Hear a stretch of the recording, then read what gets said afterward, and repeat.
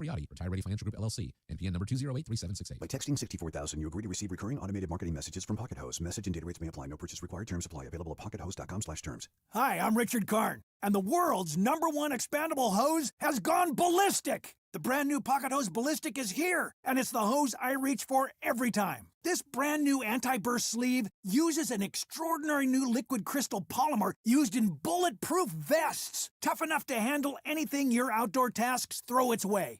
And that's not all. The Pocket Hose Ballistic comes with even more upgrades like thicker washers that resist leaks and an enhanced UV coating so your hose looks brand new year after year. What could be better than that? How about not 1, but 2 free gifts with your purchase? For a limited time, when you purchase a new Pocket Hose Ballistic, you'll get a free 360-degree rotating pocket pivot and a free thumb drive nozzle. Just text SUMMER to 64,000. That's SUMMER to 64,000 for your 2 free gifts with purchase. That's SUMMER to 64,000. Attention, have you racked up $10,000 or more in credit card debt? Are you barely getting by making minimum payments? With credit card debt reaching all-time highs, National Debt Relief is notifying consumers about significant debt relief options currently being made available to help those with overwhelming credit card debt. These options may reduce a large portion of credit card debt for those who qualify. You don't need to declare bankruptcy or take out a consolidation loan, and you may only have to pay back a fraction of what you owe, even if you have bad credit. National Debt Relief has already reduced the credit card debt for more than 550,000 consumers, so don't wait. If you owe $10,000, $20,000, or even $100,000 in credit card debt, you can now take advantage of this financial debt relief as the cost of living continues to skyrocket. To check what debt reduction you may qualify for, call 800-358-6868. That's 800-358-6868. Again, 800-358-6868.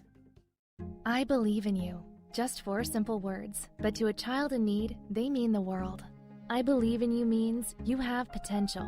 You are special. You matter. When you become a child sponsor with Save the Children, you're saying, I believe in you. You are smart. You're capable. You will overcome obstacles that most can't imagine. Your sponsorship says to a child, I believe that you deserve a successful start to life and a solid foundation to build upon. I believe you're worthy of good nutrition, quality health care, and the opportunity that education unlocks. Becoming a Save the Children sponsor sends a powerful message of support. It says, I am here for you, to lift you up, to cheer you on, and to celebrate your success. Because when you believe in a child, you empower them to believe in themselves. I believe in you. Just 4 simple words that can bring hope, that can change a life.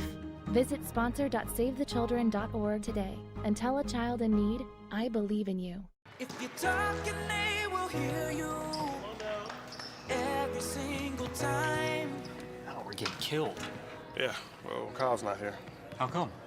Kicked off the team. Didn't Tim tell you?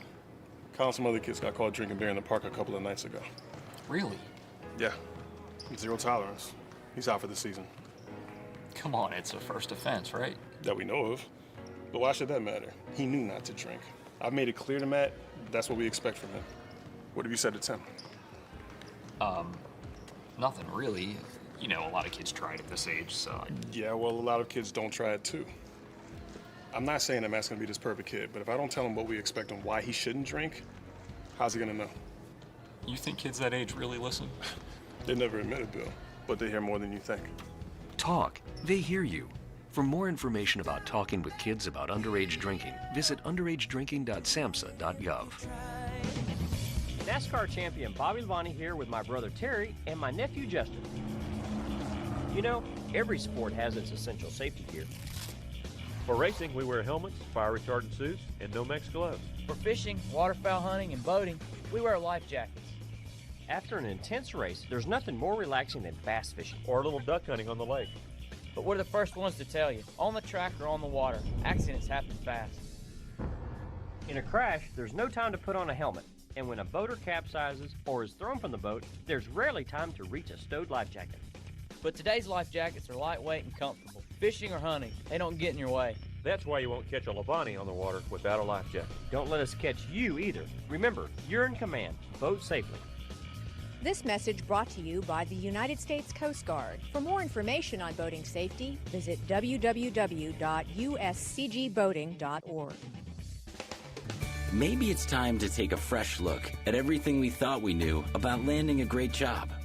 For instance, what if phenomenal careers start at the middle school science fair instead of at the job fair? If being the captain of the robotics team means just as much on a college application as being captain of the football team. And if knowing the quadratic formula is every bit as important as knowing the right people. Well, the fact is, the jobs of the future will be heavily geared towards science, technology, engineering, and math. In other words, the future is STEM. More opportunities, better pay. And the road to these great jobs starts as early as middle school. So if you're a student, talk to your school counselor about STEM. If you're a parent, talk to your kids. Because the job you'll get in the future may very well depend on what you do today. A public service message from America's Navy. Weather sponsored by H&K Group Incorporated. Nice clear sky overnight, low 56. Tomorrow, sunshine, beautiful day, high 79. Saturday, cooler, only 69 for the high, mostly sunny. And Sunday, 77 and mostly sunny. Start your new career with H&K Group Incorporated. H&K Group wants to offer you the opportunity to be part of the industry leader. 80 locations across Pennsylvania, New Jersey, and Delaware. Visit hkgroup.com and apply today. H&K is an equal opportunity employer.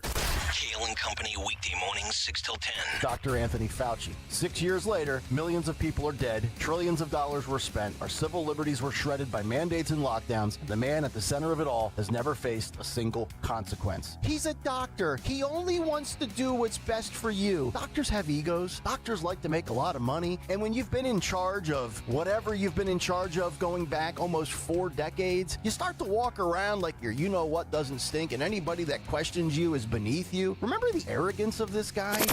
Start your day with Kale and Company, weekday mornings 6 till 10 on Talk Radio 1210, WPHT, and the free Odyssey app. WPHT, WPHT, HD, WOGL, HD3, Philadelphia. From the Piazza Premium Automobile Studios. Powering your drive with 10 brands and 20 locations. Always live on the free Odyssey app. Free speech lives here. Lives here. The WPHT Afternoon Show.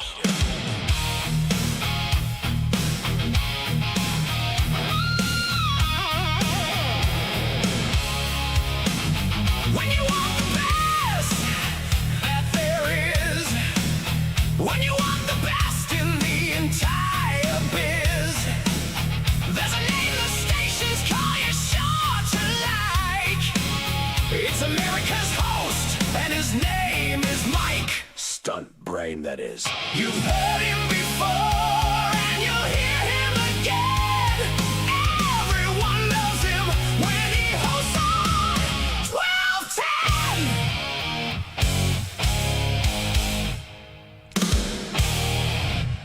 Thank you, Newman Price. Thank you. Yeah, it is Mike Opelka. I'm back, second day. I told you I was planning on coming back, and I decided to wear something special today, but judging by what I'm seeing on the YouTube channel, you can't really see my shirt, can you, DeSantis? No, not that well. No, so you don't know what I'm wearing. I'm curious. Kind of looks like some kind of explosion coming from my mid-chestal area, doesn't it? Maybe we should keep... Somebody will know. I wonder if anybody will be able to figure it out. You can I've go got into no clue. I'm really? trying to figure it out. You're moving around, so I can kind of see a bit more of it than I could originally, but I've got not even a guess.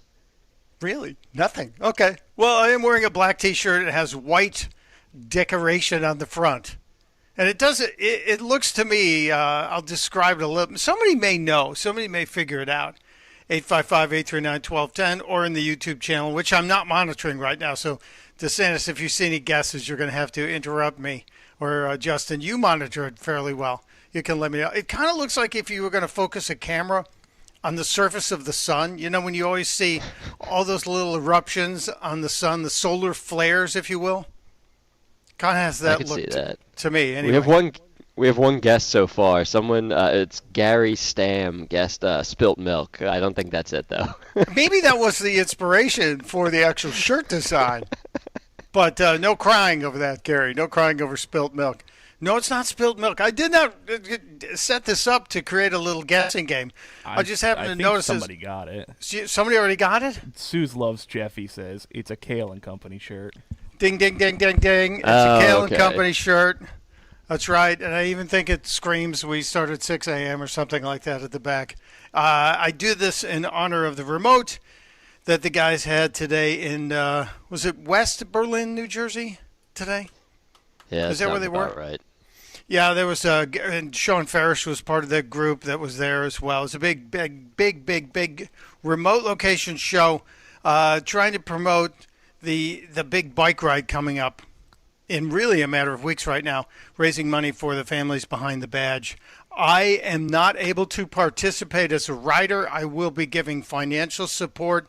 This is one of the greatest and sadly most needed organizations in our region. So if you are so inclined to either ride the bike or support the charity, I encourage you to do so. Truly is a noble charity. And I do a lot with different charities, veterans charities, and law enforcement charities around the country and locally as well. I'm a big donor to the Delaware State Police because I drive very fast. I haven't been stopped yet, but I do like to stay ahead of the fast drivers. I don't know if you know this, DeSantis, you're an expert in long-distance driving from your cross-country adventure. But if you stay ahead of the fast drivers, you're likely not to be in an accident because they're terrible drivers. People that speed, they're awful. So if you can be in front of them, you can be safe and secure. Isn't there a great, I think it's a George Carlin joke? It's anyone driving slower than you is an a-hole. Anyone driving faster is a maniac. That's true. That's it. And, that's accurate. God rest his soul, George Carlin. So much great wisdom from him. Anyway, welcome to this 28th day of May. I cannot believe we're almost finished with May. And today actually kind of felt like a beautiful May day. Did you guys get outside? I hope you did. Oh, of course you did, because if you park anywhere near the Odyssey World headquarters, you have to walk is it 2 miles now to get to the building for the closest reasonably priced parking lot? It's a bit of a hike for sure. Further than I would like. Are you taking an Uber from the parking lot to the studio? That's my question. I work at Odyssey. I can't afford to pay the PPA and the Uber. That's a good point. That's a good point. Although Mayor Parker's doing everything she can do to make that even more unaffordable, is she not? Trying to add additional funds. I truly wonder what's going to happen. Yesterday we had a conversation with Dr. Victoria Coates, her Dom talking about it. She's going to be joining Dom tomorrow as well, giving updates on are we at peace? Are we at war in this world? Dr. Coates bringing up the point that this summer, as we are celebrating our 250th anniversary as a country here in the birthplace of the Declaration of Independence, we also will be hosting the All-Star Game, and we will be hosting the football games. So parking is going to be stupid. It's going to be absolutely stupid. And I just wonder if they're thinking, is there another event we could get to come to the city during this? What could we do at this time? Have the no, I think they had this last weekend. The air guitar championships, I think those happened. I saw it on ESPN, the Ocho, this past weekend, because that would certainly draw a crowd. That's a thing, actually, if you haven't seen it. A busy day for you and me today. You almost didn't believe me for a second, DeSantis. I know your little Googling fingers were typing just then. I did have to look that up, yeah. Yeah, they're still doing that. And there are people still competing, and it's quite embarrassing. I thought the woman who calls herself Mom Jean's Genie was going to win it, and she did. How do you know that? How do you know any of this? I have no life at this point in time. So, at 2 o'clock in the morning when I'm grazing the cable channel and across the guide comes World Air Guitar Championships, and I'm looking go, that's not the History Channel, is it? They're not going back to 1985 or something. No, it's recent. And I tuned it in, and my wife walks in the room and she goes, oh, okay, what is this? Because she caught me when I was watching the World Mullet Championships that were also on the Ocho, ESPN 8. And it's also, I think it's also the same channel that carries the World Cornhole Championships. How are these real? These are all real. Every single one of them is real.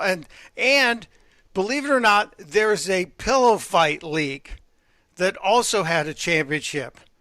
And, I would have thought I'd been on some kind of hallucinogenic if I'd have been telling you about this. But no, this is all real. I'm totally sober. I have not had a drink or drugs in weeks other than my little baby aspirin in the morning.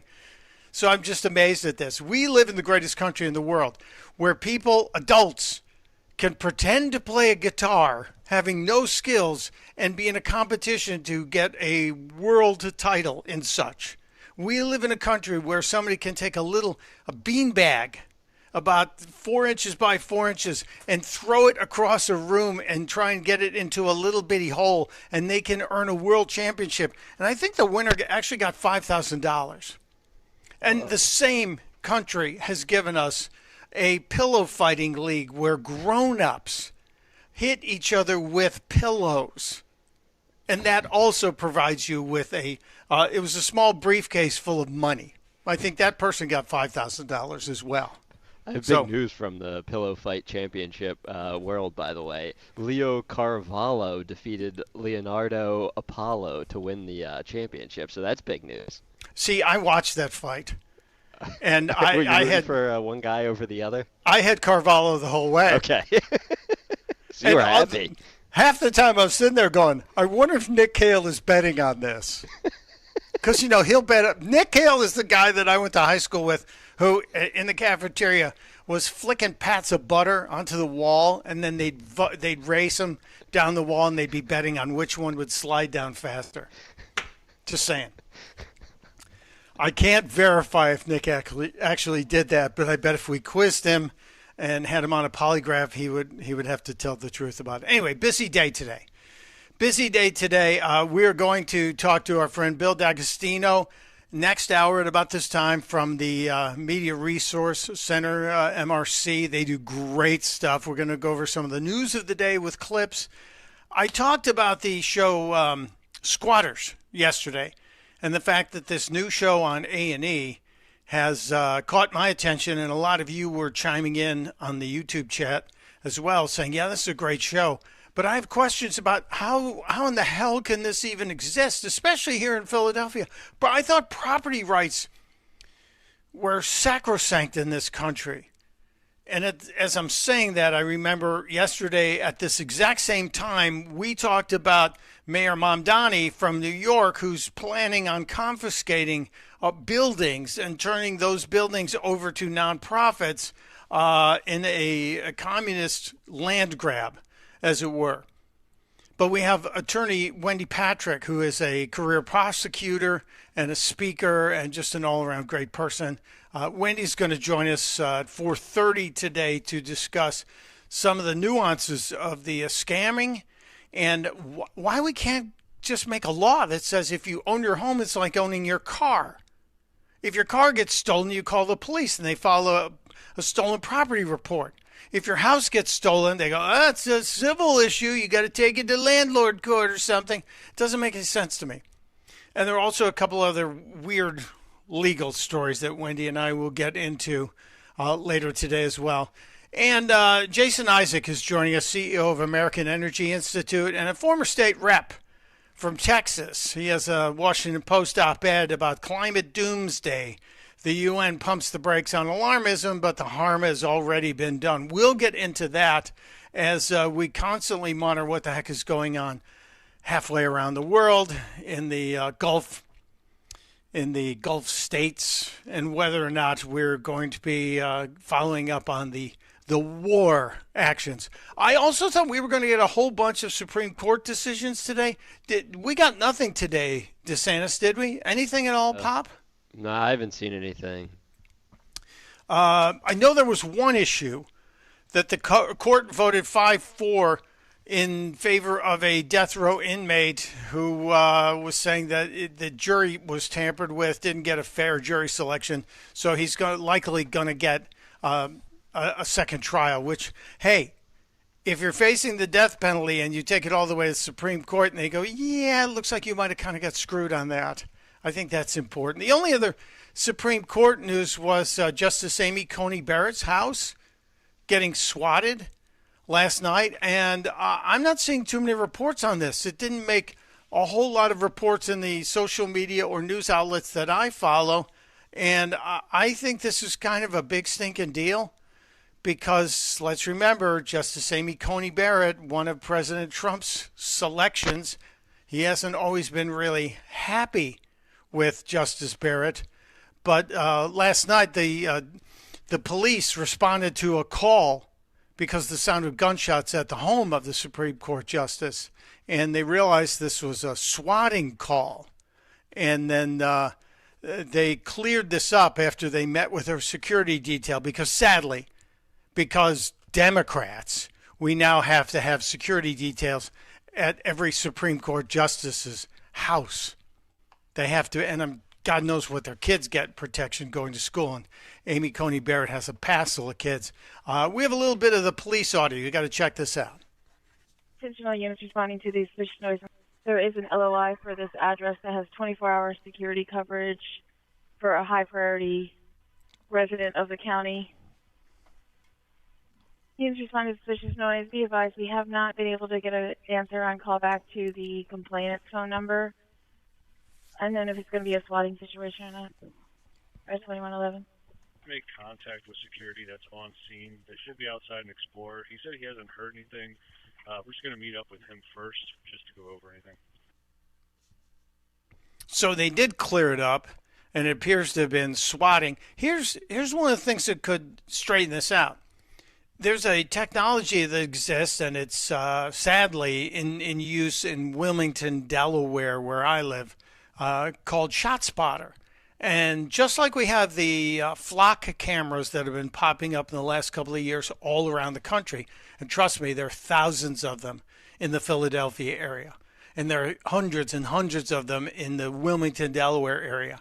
We have had ShotSpotter in Wilmington for quite some time. If you guys could do a check, I'd like to know if it's active in Philly. In the ShotSpotter in Wilmington, Delaware, when a gun is fired outside near the microphones, that microphone picks up the gunfire. It identifies the exact location, the time, and with great clarity, the caliber of the weapon. So that is instantly relayed to all the patrol cars on the road in the area. I know this because I've talked to the cops in my area. They get an update all day and all night long on ShotSpotter if there is gunfire. Tells them exactly where it happened, how many shots, and the caliber. They get the cross streets, they get the address, and they can go right there. If we had ShotSpotter in Philadelphia, because DeSantis is telling me now we don't have it, we'd be able to, I guess, deploy police pretty quickly on this. And I'm wondering if, I think Amy Coney Barrett lives in Virginia. I don't know if Virginia has it. But it seems like this ShotSpotter and the flock cameras will probably end up having some kind of merge together to put together some kind of reaction to it. But this is a bad sign. Another bad sign because we have, a bunch of important decisions coming out of the Supreme Court anticipated between now and the end of June.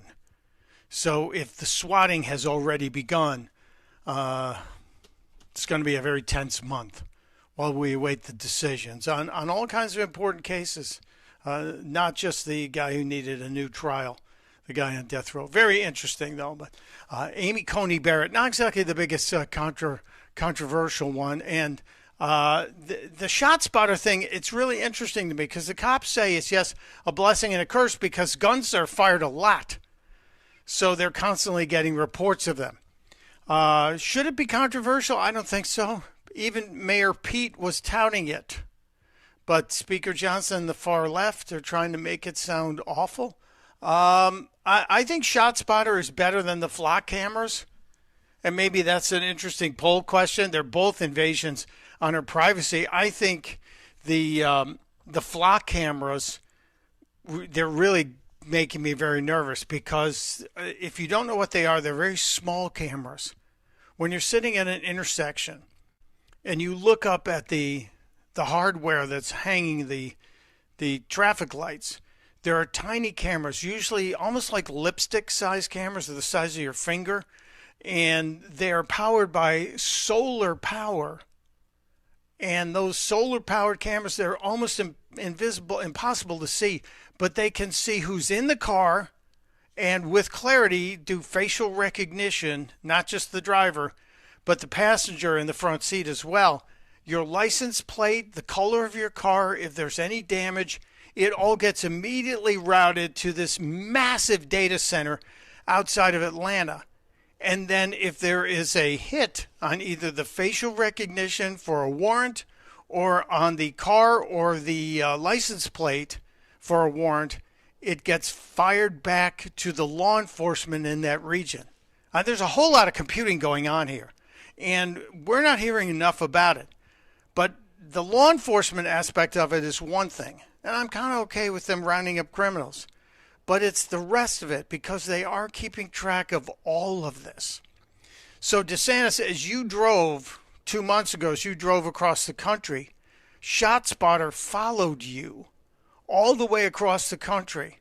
And that license plate, if you kept one car the whole way, that license plate was tracked all the way across the map. And somewhere, if somebody needed to look up your license plate, they could see your activity for the last 30 to 60 days easily. That's crazy. Yeah, the camera aspect of it is, I don't know, that seems like it's slightly they may be going too far. But I know Chicago had a ton of success with ShotSpotter. I don't know about the camera aspect of it, but Brandon Johnson pretty famously got rid of it and blamed like over policing for his decision to do away with it. And then to your point, Pete Buttigieg was touting it in his book, The Shortest Way Home. He had adopted it when he was mayor. But yeah, the far left I know doesn't like it. The camera aspect I did not know about. That's news to me. Well, I always thought it was just acoustics. No, these are two separate issues. The ShotSpotter is one technology. The flock cameras are the more recent technology, and they have been installed with amazing speed all around the country, and they feed to this massive data center, which is in just outside of Atlanta. And maybe tomorrow we should have our friend Lauren Fix, the car coach, join us to explain it, because what's going on, like if they had your license plate and they followed it all, because you drove from Arizona back to Philadelphia, right? Philadelphia. Yeah. They have a trail of everywhere you went and stopped. And if somebody said, hey, this car, we're curious about where this car has been, they could tell you. But this is also kind of a Fourth Amendment issue, a personal privacy issue. And your distance traveled, the speed at which you traveled, can be discovered. In the state of Colorado, if you want to look it up right now, you'll see it. Colorado is now starting to issue speeding tickets to people whose car goes from point A to point B, and the average speed is over the speed limit. They've been warned for a year. They've just started to hand out tickets. You get it in the mail. Yeah, so on that sounds horrible. Yeah, this is really a bad idea. But they can also sell your DeSantis. If your insurance company gets a note from the Flock Camera Center that says, "Are you aware that Matt went from Arizona to Pennsylvania?" And he was speeding the entire time, your rates could go up.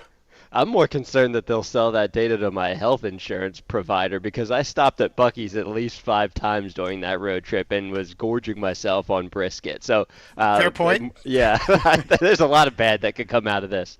Fair point. Speaking of which, today is in fact National Brisket Day. It's also National Hamburger Day, in case you didn't know. I'm a fan of just a regular good old plain hamburger, maybe one with cheese. I do an 80-20 ground beef ratio, because that fat makes it even tastier. If you've got a preference on your burgers, you could share it with us. We'll get to all of this. There's so much today. And Just before we went on the air, Scott Bessent, the Treasury Secretary, whose name is pronounced Bessent. Can everybody stop saying Bessent? It's Bessent. It's Bessent. Especially if you're in the media. It's Bessent. Scott Bessent did the guest hosting of it's kind of like the afternoon show. He was the guest press secretary today. And you remember the last press secretary that Biden had? Remember Corinne Jean-Pierre? We remember her, right? Well, how could you forget? How could you forgive? What were they always telling us about her? What was her major claim to fame? Do you remember? Wasn't she the first LGBTQ plus press secretary? Yes, she was also First woman of color press secretary as well. First woman of color, and oh, there was a third. I didn't know there was a what was number 3? She had the Triple Crown. She was checking boxes that nobody knew. She was an immigrant. Oh yeah, I forgot about that. I'm wondering if President Trump will get credit, even though it was only like a part-time gig, a fill-in gig for Scott Bessent, because he's part of the LGBTQ community. He's a gay gentleman. But I also think, and we're going to play a bunch of clips, right? Because you pulled like 6 clips from that. Yeah, we have a bunch of them. And I will also point this out. He might be the best dressed press secretary no doubt. in the history of the White House. Do you remember when we were at the White House? This was last year, I think. Yeah. That suit that he was wearing, I'm pretty sure was worth more than, it was probably higher than my net worth. I think he spent more than my annual salary on that suit. It was incredible. I didn't get to check the hand of the fabric. It was I think it might have been a Brioni, though. It was a very, very well tailored suit. He certainly I guess he's earned enough money to do that. But Scott Bessent, the president's press secretary today, he gets to check the gay member of the community box. But do we give him credit? Because I think he has a stutter, and I never noticed it until today. When we play the clips, when we come back, check it out. So while Corinne Jean-Pierre had the LGBTQ, person of color, immigrant, she checked those 3 boxes. I think Bessent gets to check 2 boxes today. I'm just saying. We've never said. I just think we should check this out. We'll do it when we get to the clips. It's going to be a busy show. You're welcome to join at any time, of course. We have a lot to get to. And we have an Ebola update. I don't think you have this in the clips, do you, DeSantis? Did you get the Ebola update? No, I don't even know what it is. Now I'm concerned. I'm very concerned. Affected near me. What do I need to know? The doctors on The View had comments on the Ebola issue. Oh, so I do have that clip. Yeah. Oh, very good. Very good. Well, because a lot of people were saying, "Hey, we kind of expect you to open the show with a little Ebola." Ebola, I don't want to know ya. Me either. We'll give you all of it. It's Mike Opelka. It's Talk Radio 1210 WPHT. If your kitchen has been on your to-do list for years, Kitchen Magic has news for you. This May is the month to finally do it. We're offering up to 30% off kitchen renovations, plus flexible financing designed to fit any budget. Kitchen Magic has been family-owned and operated right here in Nazareth since 1979, and our team is ready to bring your dream kitchen to life. Don't wait another year. Visit kitchenmagic.com and let's get started. Chuck McDowell here with Red Pocket Mobile. How long have you been stuck with the same phone plan? 2 years? 5? 10? Are you tired of surprise fees and confusing bills that never match what you thought you were paying? Cut the nonsense. Right now at redpocket.com, new and existing customers adding a line can get our premium 5G plan for just $5 a month. That's only $60 a year. And here's the kicker. Red Pocket Mobile gives you access to all 3 5G networks. You pick the one that works best where you live or work, or switch anytime for better coverage. And with Red Pocket, you keep your phone and your number. Why in the world would you not switch? Red Pocket Mobile, your new ultimate cell carrier. Celebrate Memorial Day with big savings from Red Pocket Mobile. Right now, new and existing customers can get our premium 5G plan for just $5 a month. Just $60 a year, and choose from all 3 major 5G networks with one locked-in low price at redpocket.com. That's redpocket.com. Redpocket.com. Lemonade! Fresh squeezed lemonade! Lemonade? Oh, nuts. Is your business struggling to be seen? Not reaching the right customers? Yeah. Odyssey's here to help. Your one-stop shop for digital marketing. Wait, really? With targeted digital media, plus SEO, SEM, social, OTT, and more, we help your business reach the right audience and drive results. Whoa, hey, one at a time. Stop missing out on valuable customers. Visit digitallocalads.com to learn more about our local advertising solutions. That's digitallocalads.com. Okay, people, mine starts here. Time now for today's Spotlight on Tech, sponsored by Wesley Financial. Reddit is punching above its weight class in social media. Industry researcher Sensor Tower reports that Reddit had the highest growth rate for user-generated revenue in the first quarter, up 61% year over year, compared to Meta in second place on 30% growth. Reddit has an estimated 765 million global users, compared to Meta's social media platforms topping 3.5 billion. I'm Jason Brooks. Chuck McDowell here with Red Pocket Mobile. Ever sign up for one of those too good to be true phone deals? 1 minute you're feeling great, then suddenly you're paying over $1,000 a year. Crazy, right? You know who else thinks that's crazy? Red Pocket Mobile. Right now at Red Pocket, new and existing customers adding a line can get our premium 5G plan for just $5 a month. That's only $60 a year. And choose from all 3 major 5G networks with one locked-in low price at redpocket.com. Redpocket.com. You know what I love? American-made products, baby. That's right. It's Rich Zioli. American-made products, and that's what you get from Emmons Roofing and Siding. Owens Corning shingles are made in New Jersey. Certainteed siding made right outside of Philly. Provia windows and doors handcrafted in Ohio, and because Emmons is platinum with Owens Corning, your roof comes with a lifetime workmanship warranty. That's accountability on American-made quality from an American company right in our backyard. EmmonsRoofing.com, EmmonsRoofing.com. Recently, our company softball team lost the big game by 1 run. Then Dale tried to console us with the quote, "Winning isn't everything." Dale's a loser. I play to win, like early payout from Bet365. If my team goes up big, I get paid out instantly, even if they blow the lead later. Sound familiar, Dale? Bet365. Winning is everything. Gambling problem? Call 1-800-GAMBLER. 21 plus only. Must be physically located in Pennsylvania. T&Cs apply. In-app only. Pet parents, there are many sources to buy your pet food these days. But at Dogs and Cats Rule, we take special care in selecting our brands based on quality of ingredients, company transparency, and science-based nutrition. Coming into a Dogs and Cats Rule store with a dietary issue, we can help select the proper food. The best part of the visit is the shopping experience. That's Dogs and Cats Rule with 7 locations. For information online, visit dogsandcatsrule.pet. Dogs and Cats Rule. Shop small, shop local, shop family. To 15-year-old Harper, buying an $80 vintage rock t-shirt is a great investment. To Harper's mom, this logic has a few holes in it. So she helped Harper open a Wells Fargo Clear Access banking account. With no overdraft fees and tools to track spending, Harper's learning, one heavy metal tee at a time. However you make money work, Wells Fargo can work with that. Terms apply. Visit wellsfargo.com/deposit disclosures for fees and details. Hair Volume from New Nordic will make your hair look thick and healthy. Hair Volume is available online at Amazon and newnordicusa.com or in the hair care aisle at your local CVS. Talk Radio 1210 WPHT from the Piazza Auto Group Studios. Experience the power of one with 8 brands and 25 locations.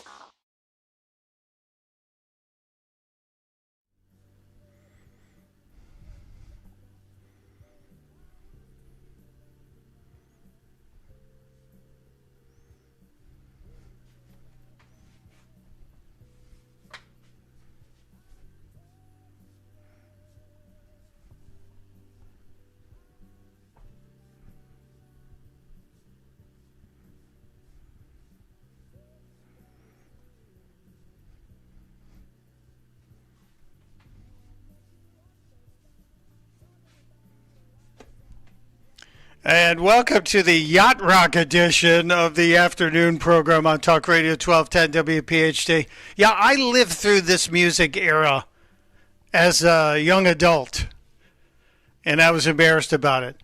I think we should call this wussy rock and maybe replace the W with a different letter of the alphabet. I'm just saying, would that be wrong for me to suggest that? I know the people on the YouTube channel are going, what's he talking about? It was one of those light rock songs from the 80s. And I was a big Dan Fogelberg fan. This isn't Fogelberg. I don't even know who did that song, but it's one of those songs that's now relegated to the dentist's office music, or we used to call them elevator music, but they don't have that anymore. Not anymore. We're forced to stare at each other in elevators and wonder how we're not going to talk to each other. Anyway, can we can't call it Wussy Rock without the W, can we, DeSantis? Brandon Carr and the FCC, I think, say no. Can we call it? Can we call it Kitty Cat Rock? Yeah, you know what? That's that fine. works. I got no problems with that. Okay, maybe. But you guys know what I'm talking about. Yes.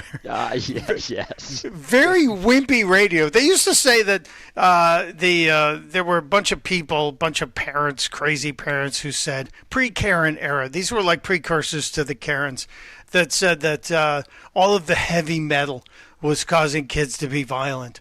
And Dennis Leary was wondering if, in fact, that the Kitty Cat Rock caused adult men to be wussies with a different letter on the front. And could he sue for that? No, he couldn't. He could not. Anyway, thank you for being here. Somebody said I look skinny.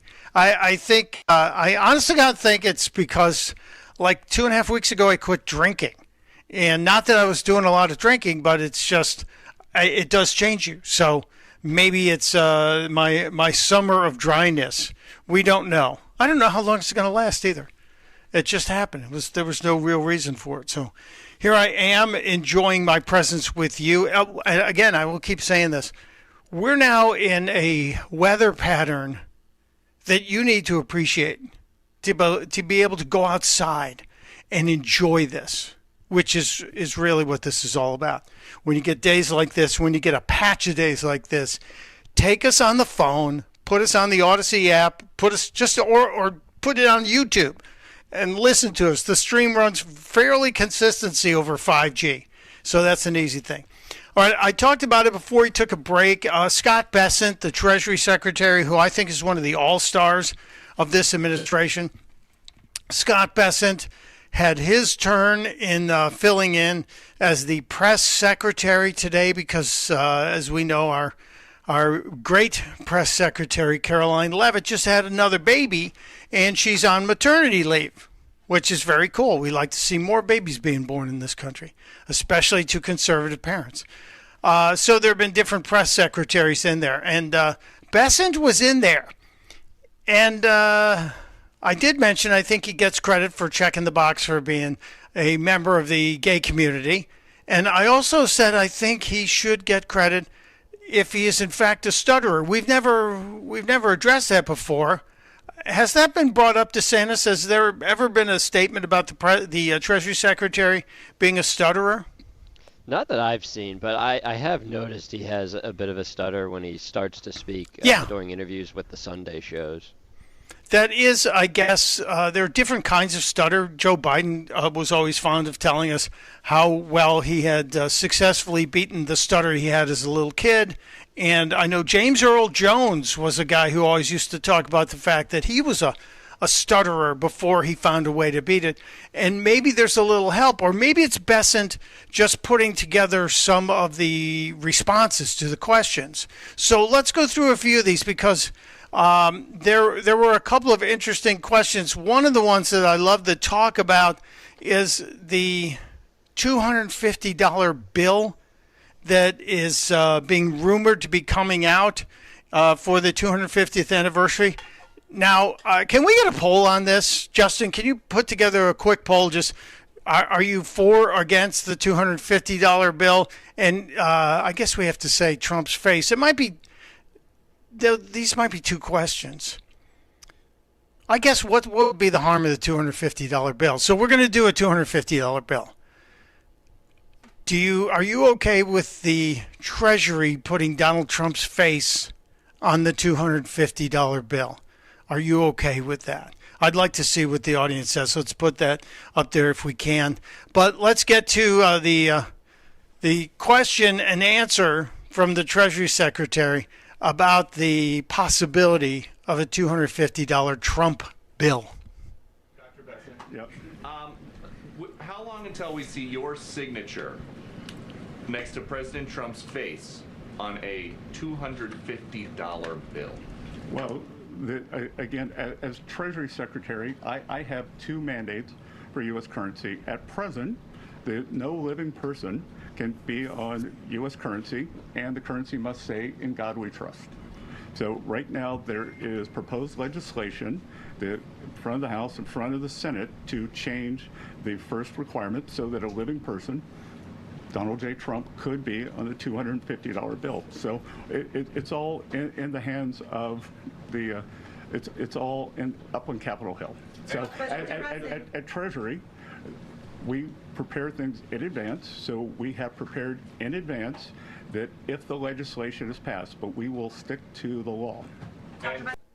So pretty simple, and we print money, and we obviously have coins that we mint, but we print and we mint.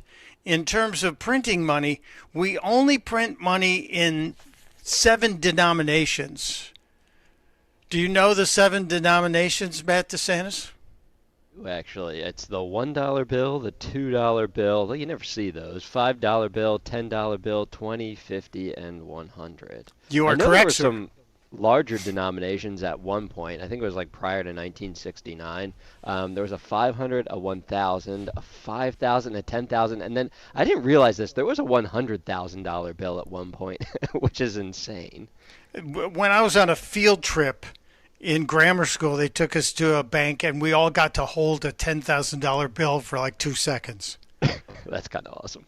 It was really. I wonder where those are. Somebody every time I'm going out like antique shopping with my wife, we go to these malls. There's always one guy that's got coins and old money, and you see some of these older bills, and you see the $500 bills, and you see the silver certificates, and they go for a lot of money. But the Trump $250 bill, would you be okay with it, Matt? Do you think this is a good deal, a bad deal? Don't care. I'm indifferent. I know Brandon Gill, and I believe he has proposed legislation in the House that would allow for Trump's image to appear on currency.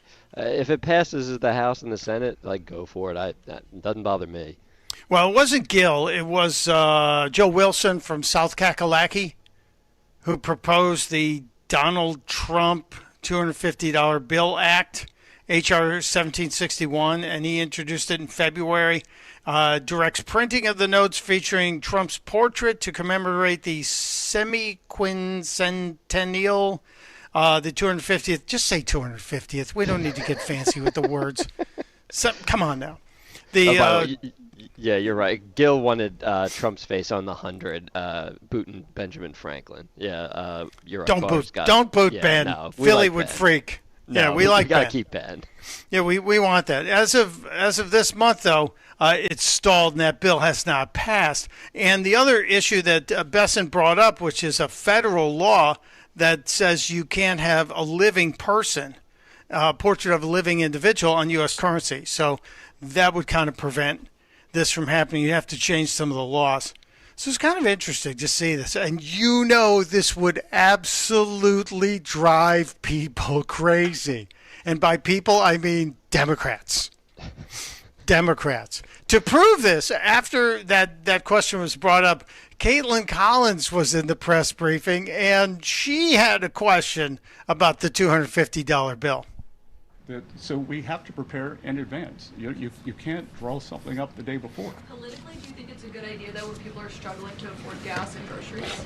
Look, I think it has. I think that it's bifurcated. Do you think we should have a 250th anniversary, the celebration? Well, that's happening anyway. But putting the president's face on a $250 bill is a choice. But Caitlin, it's not happening anyway. It's happening because it's being funded by private citizens, by the federal government, by state governments, by municipal governments to celebrate our country. And I don't think that there's anything untoward about having the President of the United States, the person who was President of the United States, on the 250th anniversary bill.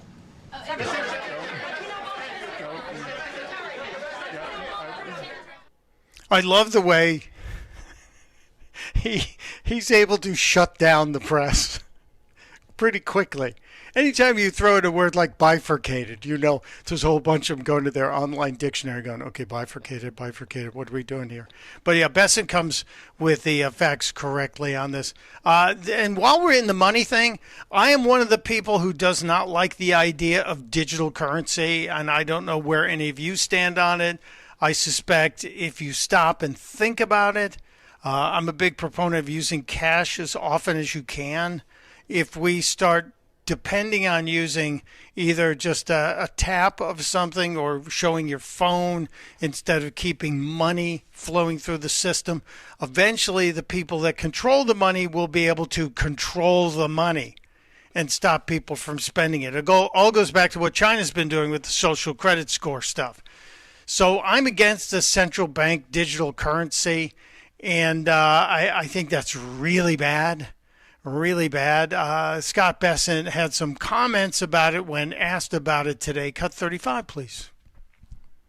This administration has been very clear there will be no central bank digital currency, which I think would be the first step toward tracking. So we have taken that off the table. We've passed stablecoin legislation with bipartisan, and the Clarity Act is now up on the Hill, and I think it has bipartisan support. And the most important thing we can do is to make digital assets come into the United States, make the U.S. the home. Our regulation, our best practices are what will ensure good standards for these. When you look at digital assets, all the nonsense that happens, all the things you read about, that's because it's the wild, wild west offshore, so we got to bring it on shore.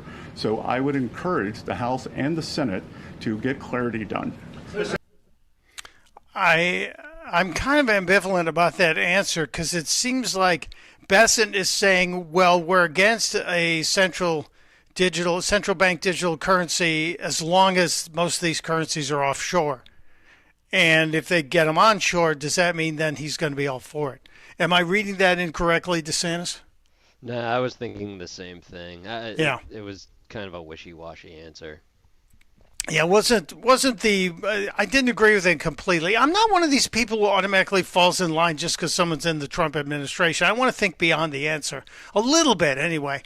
Jack Posobiec was in the press room today and asked a question that relates to the DOJ's fund, the $1.8 billion or almost $1.8 billion in the anti-weaponization fund, which basically came from a settlement because the president's tax returns were leaked by the previous administration's IRS and some bad folks inside the IRS.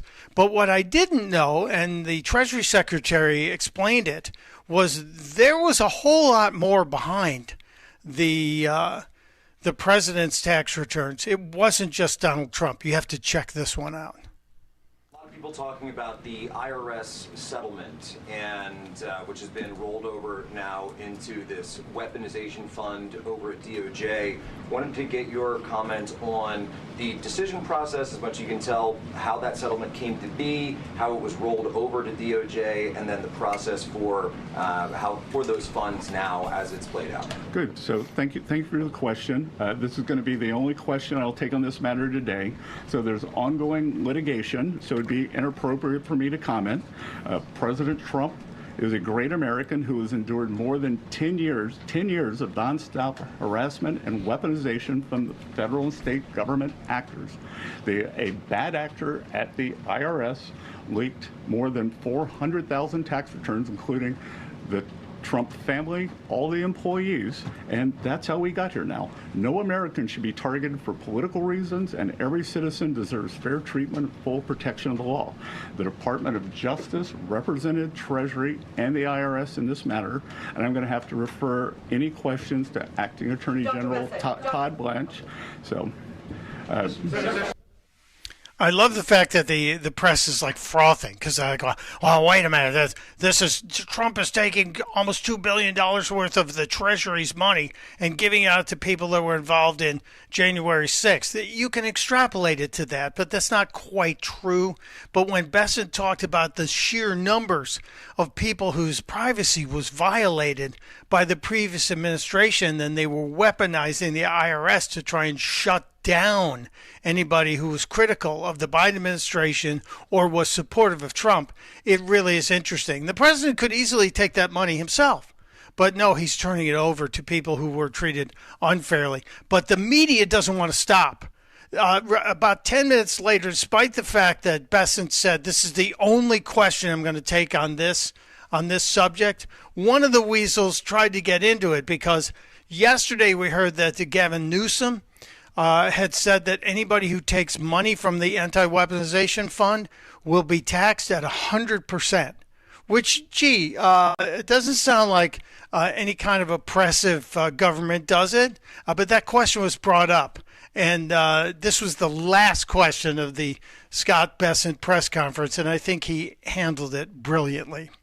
Governor Gavin Newsom has floated this idea of a 100% state tax on Californians who receive money from President Trump's anti-weaponization fund. Your response to the governor's call for 100% tax? There's no cure for stupid. Very simple.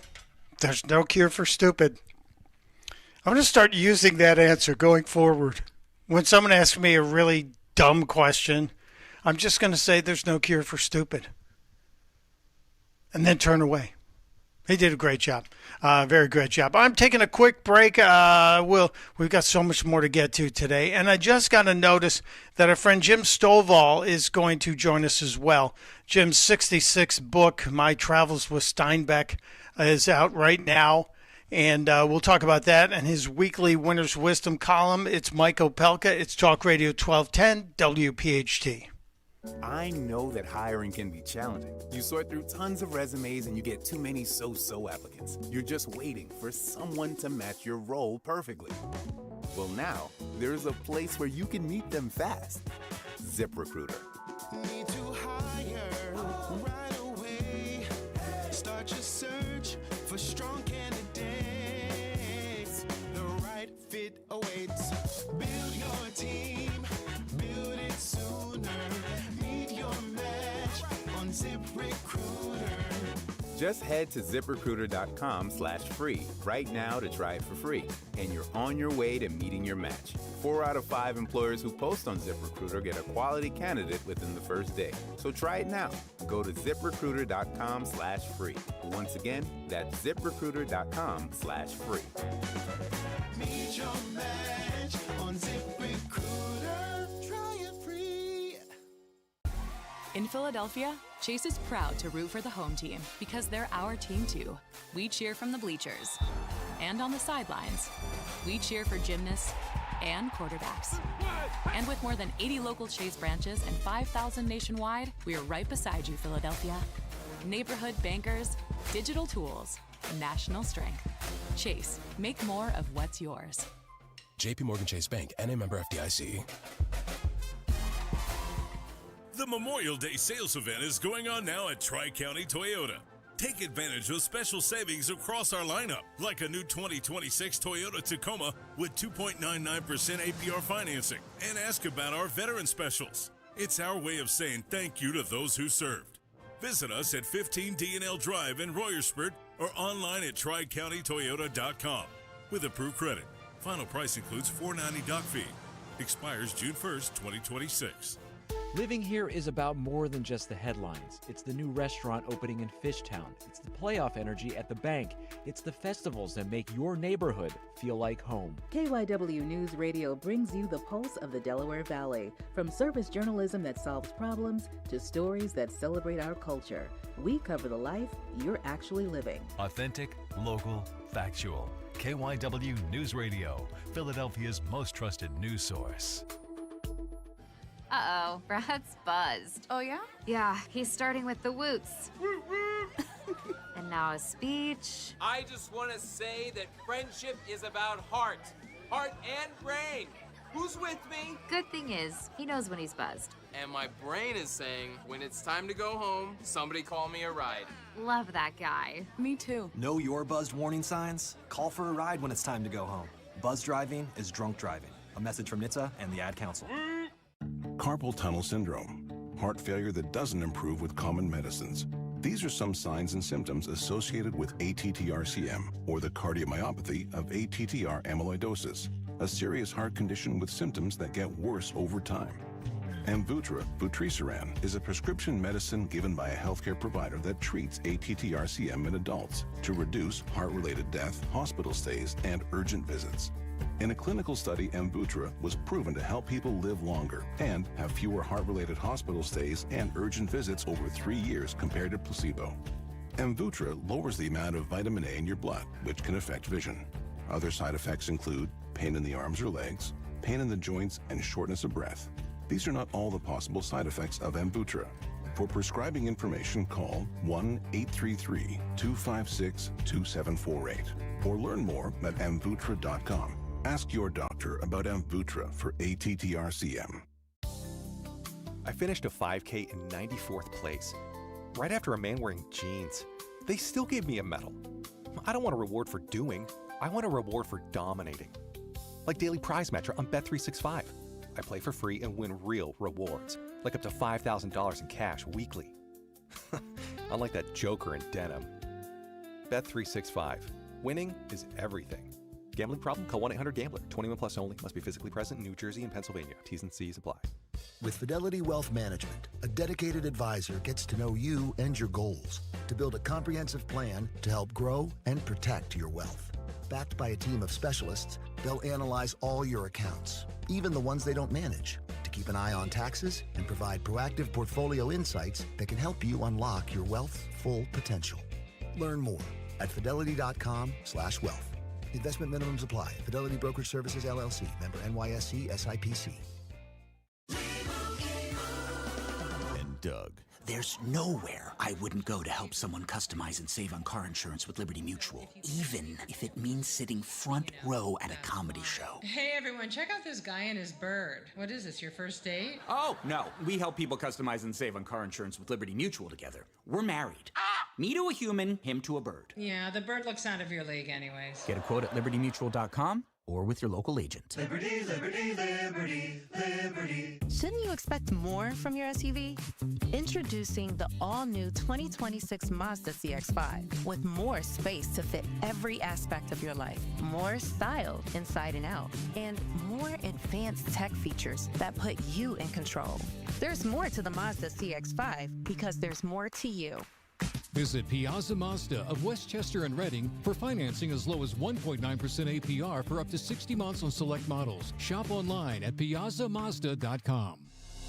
Keep your savings on track while you make lasting summer memories with the First Harvest Credit Union Growth Savings Account. Earn up to 3% annual percentage yield with a $1,000 minimum balance. And the best part? No withdrawal penalties. Your money's always there when you need it. Want even more ways to save? Check out our share and IRA certificates too. Visit firstharvestcu.com/growth savings or stop by a branch to get started. Membership restrictions apply. Insured by NCUA. 250 years have gone into building this great nation. Iron, brick, and stone forming its foundations. Wires carrying the lifeblood of electricity. And pipes delivering the water to our cities. Behold the strength and scale of American infrastructure. But it only takes a minute for some uninformed homeowner with a shovel to shut it all down. Electricity off. Running water non-existent. And that sewage ain't going nowhere now. Gee, thanks, Bill. Know what's below. And contact PA1 Call before you dig. Visit PA1Call.org. WPHT, WPHT, HD, WOGL, HD3, Philadelphia. From the Piazza Auto Group Studios, experience the power of one with 8 brands and 25 locations. Always live on the free Odyssey app. Free speech lives here. The WPHT Afternoon Show. He's a voice that cuts right through. Truth is hard, wild and true. Turn it up, feel that sound. Mike Opelka's in your town. Mike Opelka on WPHT. Rockin' Philly talk loud and free. Keep it locked, don't touch that dial. WPHT. Mike Opelka style.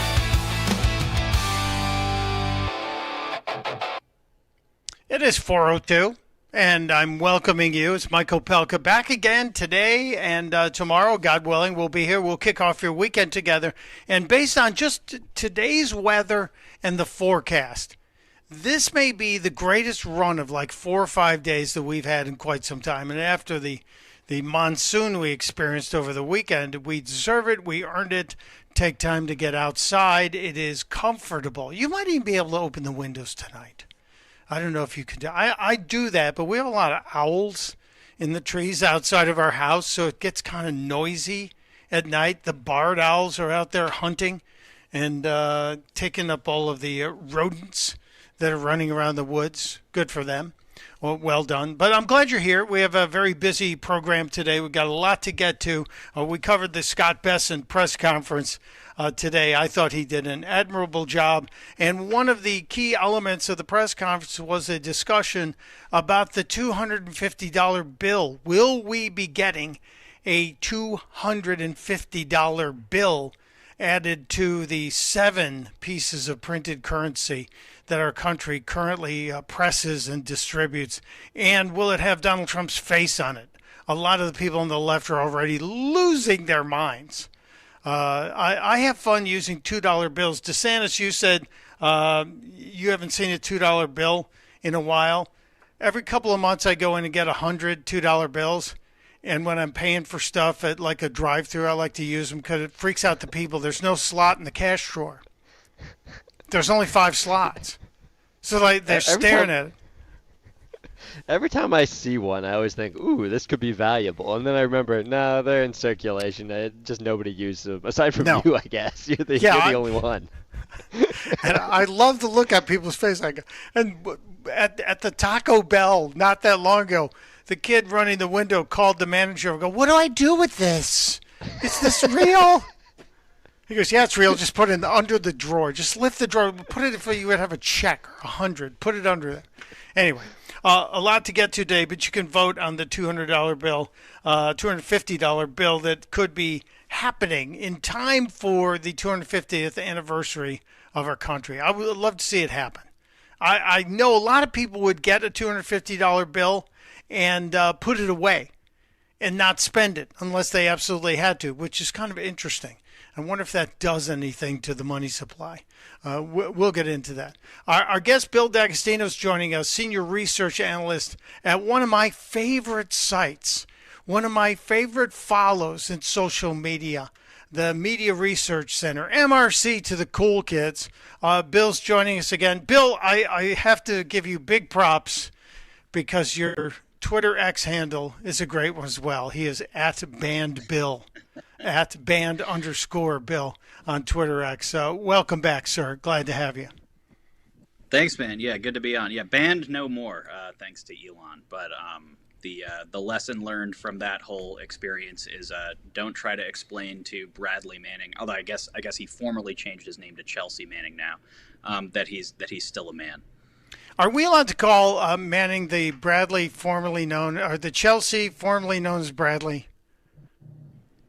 I think you can probably get away with that now. I mean, hey, Elon let me back on, so I'll test it. Well, I'm glad he did. I never got banned. I got shadow banned on a couple of pieces I posted, but I never got the full ban. How long were you banned from Twitter X? Oh, it was like a permanent lifetime ban, so it wasn't until he took over the platform that I was able to get back on. And at that point, I had moved addresses, I had a new PC, and I had a new phone. So none of my MAC addresses were the same, or IP addresses or anything. But when I tried to make a new account initially, after the ban, it was like, no, we recognize you. You're not allowed on here. Wow. And was there a particular piece that put you over the edge? What was the straw that broke the camel's back? It was that interaction with Chelsea Manning, where I said, in slightly less delicate terms, getting a certain surgery doesn't magically make you a woman. And yeah, I guess he didn't. Did you name the doctor like I have, and I've been told not to give the doctor's name anymore? Oh, are you not supposed to now? You're not allowed to say who's the doctor that did it? No, I made up a doctor's name, and it sounds a lot like the procedure. So I'm trying to dance around it, but it sounds like a Russian doctor. And right. The first part of the doctor's name is Kutya. Yep. And there's another syllable, and then it ends with off. So it's cut you blank off. Yeah, so I'm on board. Okay, good. Like Romanov or exactly. Exactly. So you weren't just dead naming Bradley Manning. You were Chelsea Manning by calling Chelsea Bradley. You're actually saying, hey, just because you cut off a body part doesn't make you a woman. Yeah, so I was reminding him of both his birth name and basic biology, which are I guess pretty serious crimes for the liberal dogma. It's funny, man, when you think back to how absurd things really were before the right had any kind of social media outlet that was friendly to our kind of point of view. I mean, it really felt like a dark age. The fact that you had to speak in code constantly about even something like vaccine injury, the fact that you could get like community noted and shadow banned simply for using the phrase election fraud, even if it wasn't in the context of like U.S. politics. It was crazy. I mean, truly, the analogy is kicked around so much at this point that it basically has no meaning anymore. But it was very much Orwellian. It was very 1984. Well, Bill, just the fact that in the aftermath of all of this, and now that Elon has spent $42 billion to preserve free speech, and the fact that the second Trump administration is revealing things, it was stunning to realize that there were weekly meetings with the White House and social media outlets. That was the most Orwellian thing I had thought I had ever heard. And no one got mad. Nobody got in trouble over that. There was no repercussions for any of those people. In fact, I think they're lurking, waiting to come back. Yeah, and in fact, so when the Twitter files came out, they were widely, aggressively dismissed by the entire left-wing media because they approved of everything that was being done, basically. And so it was one half basically lying about the gravity of the situation, but the other half trying to sanitize what was being done in the communications between various executive branch agencies, including the White House and Twitter, because they approved of it, and they wanted their audience to not have a problem with it either. And I remember quite a few, like, not that political, but sort of liberal by osmosis, people acting as though it was basically this gigantic nothing burger. And obviously these people had never read it, right? They hadn't looked into it, but they had been told by people that they considered reliable, oh yeah, no, this is nothing. This is just some dumb thing that Republicans are freaking out about. Well, as long as it was suppressing Republican speech or conservative speech, they were okay with it. And the minute the floodgates opened, then they started the Blue Sky thing. Do you have a presence on Blue Sky at all?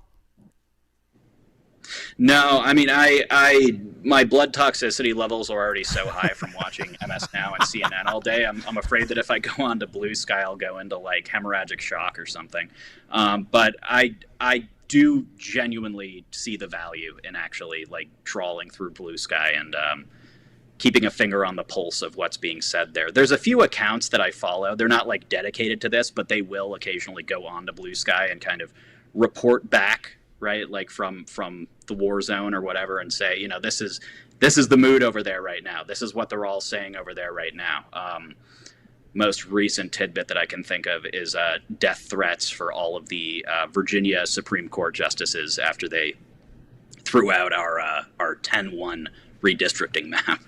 Yeah, if they couldn't get them all fired by changing the age restrictions, they want them just killed, which is really interesting. It was, okay, well, if they won't do what they want, then let's just kill them. And it's like, yeah, that checks out. That sounds like Blue Sky. Yeah, well, it follows the facts as we go to most of the violent behaviors coming from the far left these days. But, you know, let's get to some of the clips, because I didn't drag in here to debate all the wonders of social media, even though your experience is... Twitter ban. Yeah. I love it. I think that's really important, and especially now that you're a free man in Paris again. Let's look at some of the clips today. Today was the Air Force graduation, and Vice President J.D. Vance was at the ceremony. And let's go with cut 30 to lead it off with Vance chest bumping at the graduation. Audrey Liddy Newcomb. Ryan Matt. Now, I know that General Lloyd Austin would not have been chest bumping anybody in the military at a graduation as the Secretary of Defense when he was in, but I don't think Kamala Harris ever chest bump at any commencement address. Well, we can't confirm that Austin didn't chest bump people when he disappeared and snuck off to the hospital and nobody knew where he was for a while. So point. maybe there was some chest bumping going on there, although I doubt it. So point taken. But yeah, I mean, Vance has that kind of youthful sort of friendly fraternity bro sort of energy, right? And of course he is a veteran himself. I know that there's also a decent amount of support for the vice president among a lot of our armed services, and for the president for that matter.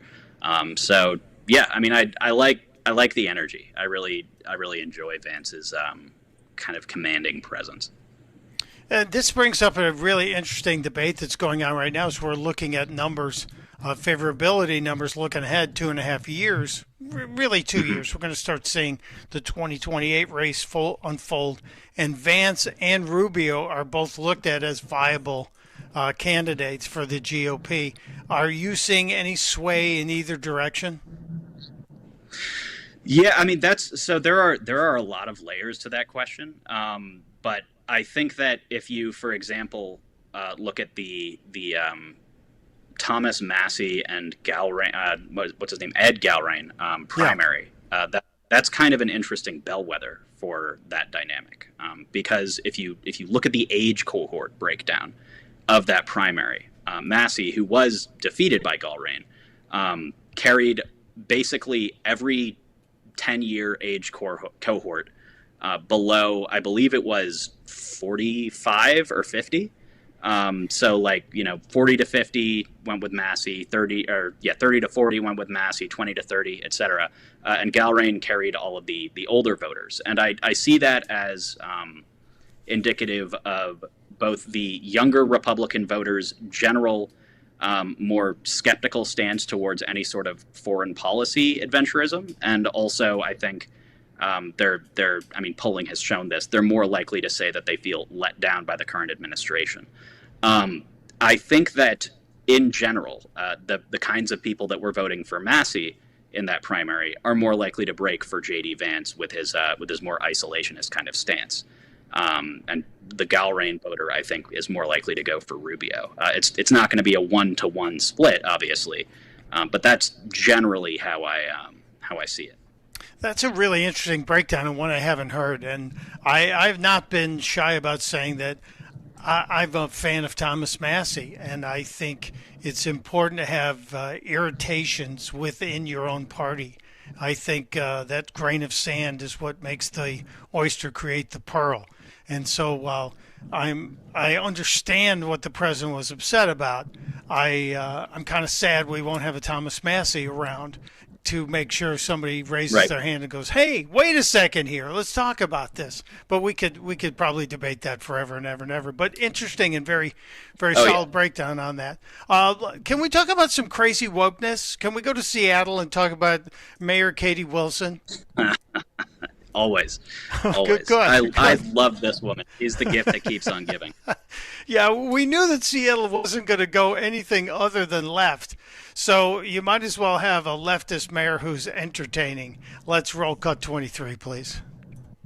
What have you done in those regards? Yeah, so we're working on that. So we have conversations going on with the departments. And yeah, it's just, I don't think it needs to be explained why it's problematic to have random people showing up to daycares. I think the fear in the Somali community is real. The fear in immigrant communities are real. So we're taking that very seriously.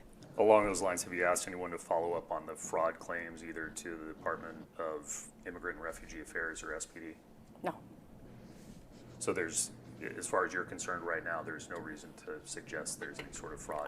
This whole issue is not really about fraud, right? It's about dividing and conquering. It's about making an immigrant community a target, right? There's no reason to assume based on the identity of a daycare operator that their small business is doing anything wrong.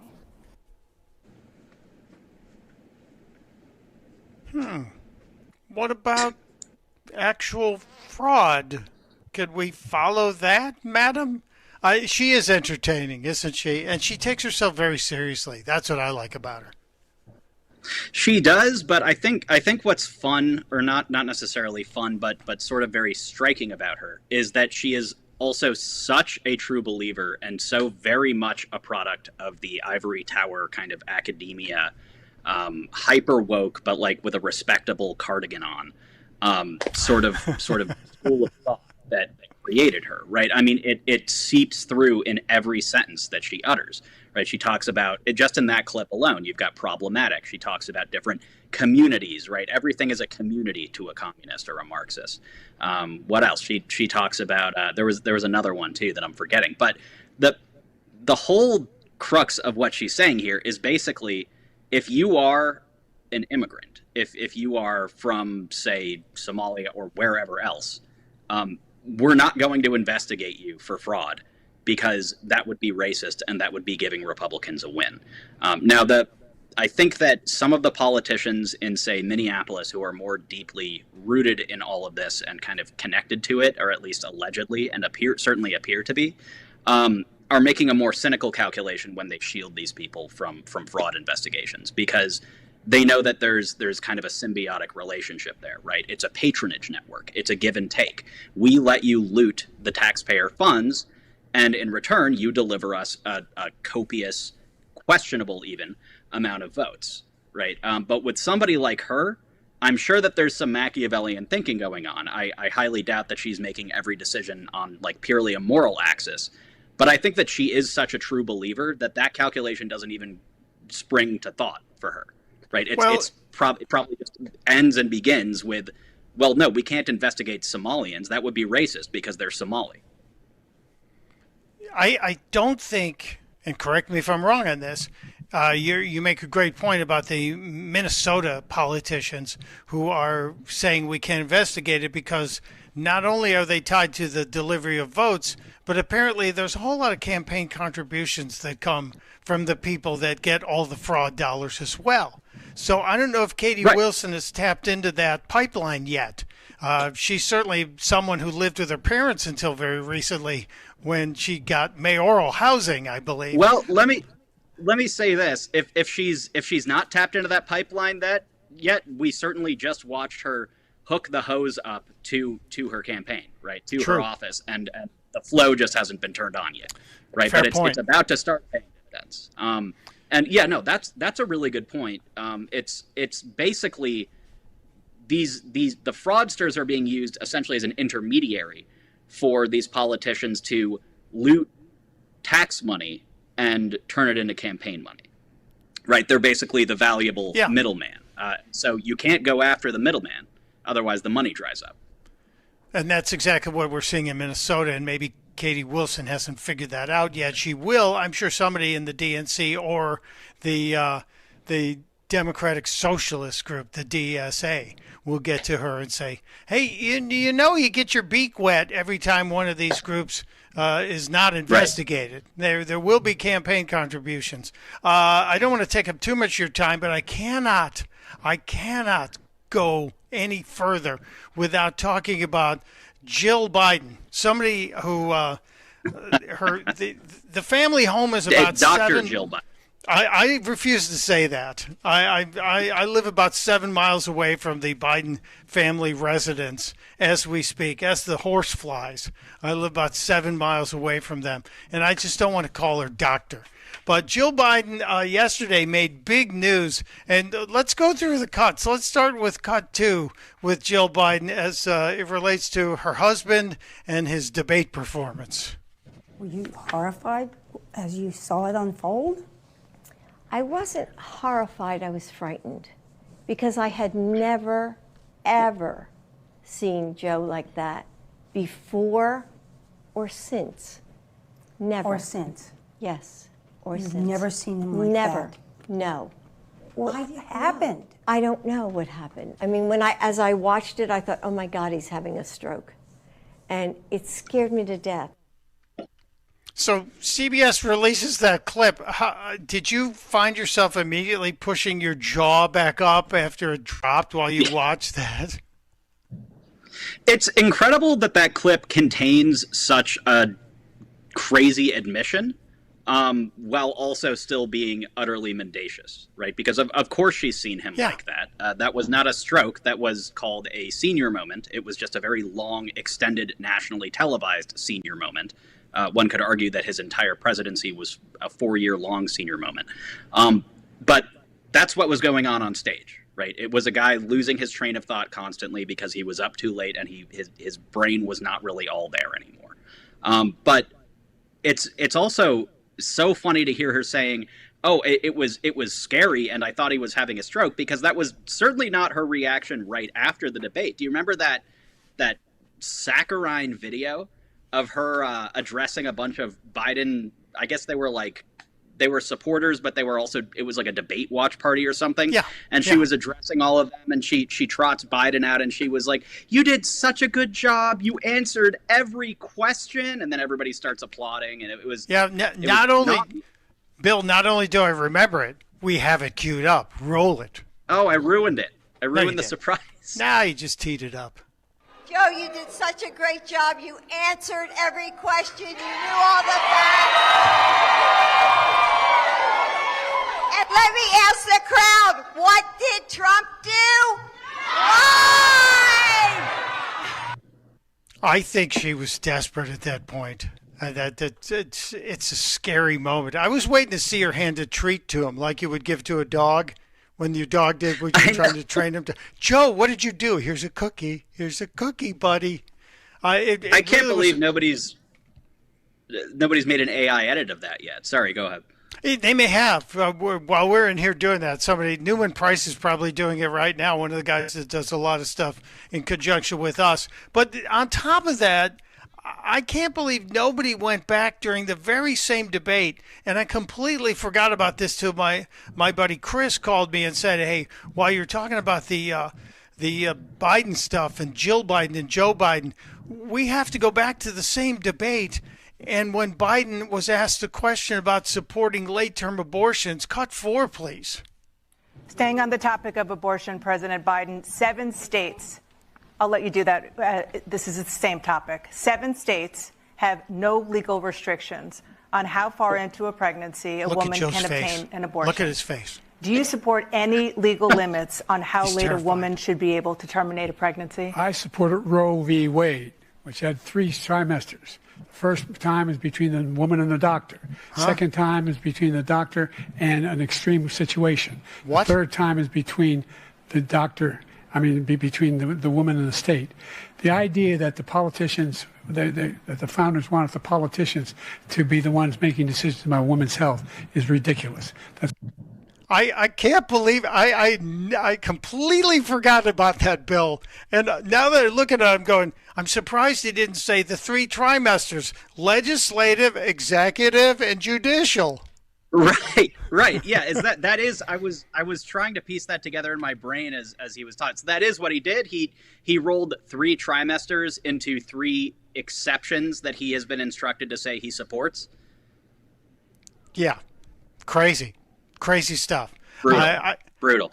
I just think this is probably not a good case for the Biden family to go out and pitch Joe for speeches going forward. They're not going to be getting a whole lot of money. Let's wrap up our chat here with one of the more interesting legal questions of the day, and that comes from drag queen Patty Gonia, who put out a video because of, you have to see the video. Cut 27, please. Hi, everyone. It's Patagonia. Today, I'm breaking my silence about the lawsuit that the multi-billion-dollar corporation Patagonia has filed against me, a drag queen and climate activist, for trademark infringement. Patagonia told the media they're only suing me for $1. What they're actually trying to do is to take away my name permanently and threaten me with more than $1 million in legal fees. This is not a brand conflict. This is a corporation trying to erase an activist. And this is how corporations bully individuals who cannot match their resources. Because this would take away not only my activism and my career, but also the livelihoods of the team I employ. I didn't realize Patagonia had a team. That was wild. I'm looking at your eyes. Your eyes are popping like, oh my God, what did I just witness? I'm trying to get over the visuals of that. I mean, my immediate thoughts when I first heard about this were very confused, just because I never want to find myself siding with a drag queen. But I will say this. Patagonia does not own the rights to the name Patagonia. Patagonia is the name of a region in South America, spanning like Argentina and parts of Chile and a bunch of other stuff. So I don't know how exactly that's gonna hold up in court. I have no idea. I am not a patent lawyer. I have no clue whether it's a case that has teeth or if it's just completely frivolous or what. But my immediate reaction when I hear that Patagonia is suing a climate activist is, and this is a little cynical, but it's, oh, okay, so is Patagonia trying to build data centers now? Ooh, I like that. That's probably what's going. You need to look into that. It's probably happening. Right? So it's a great take on this. A great take, Bill D'Agostino. Appreciate you allowing me to surprise you with the Patagonia video. We do have an attorney coming up later in the show. So I'm going to ask the question where there is is there a trademark violation? Is there a chance that Patagonia will get some sort of pro bono representation? Please do. I'd be curious to know. I encourage everybody, you got to follow this cat. He's got great stuff. MRC does great work. But Bill D'Agostino at @band_Bill, a great account to follow. Thanks for sharing some time with us, Bill. Absolutely. Thanks so much, man. Always a pleasure. Thank you. And there he goes. I have to take a break, too. As I said, we have an attorney joining us. My friend, prosecutor, author, public speaker, Wendy Patrick is joining us. We're going to get into some of the weird legal stuff. We'll talk about that squatting thing and why the heck can't something be done. It's Mike Opelka. It's Talk Radio 1210, WPHT. Our yoga instructor challenged us to find inner peace. I found it faster than anyone. After 4 seconds, I stood up and screamed, "I found Nirvana! I win!" They asked me to leave. I guess they don't respect winning. Bet365 does, though. New customers get $200 in bonus bets just for betting $10. Namaste, losers. Bet365. Winning is everything. Gambling problem? Call 1-800-GAMBLER. 21 plus only. Must be physically located in Pennsylvania. T&Cs apply. In-app only. The big Memorial Week sale continues today through Sunday at TurnersvilleJeep.com. Save big this week on a huge selection of over 300 Jeeps and Ram trucks. Don't have a down payment? No problem. We work with dozens of banks who offer 0 down payments and no payments for 90 days to qualified buyers. Don't miss this huge Memorial Week sale today through Monday at TurnersvilleJeep.com. Just minutes from all bridges or online 24/7 at TurnersvilleJeep.com. Jim Cipriotti at Retire Ready Financial Group doesn't need Google to know you're worried about retirement. Between inflation, rising taxes, and the uncertainty about Social Security, he understands. That's why he offers a complimentary retirement second opinion. It's a no-obligation meeting for you to talk about your concerns about retirement. You want to know if you're going to be okay?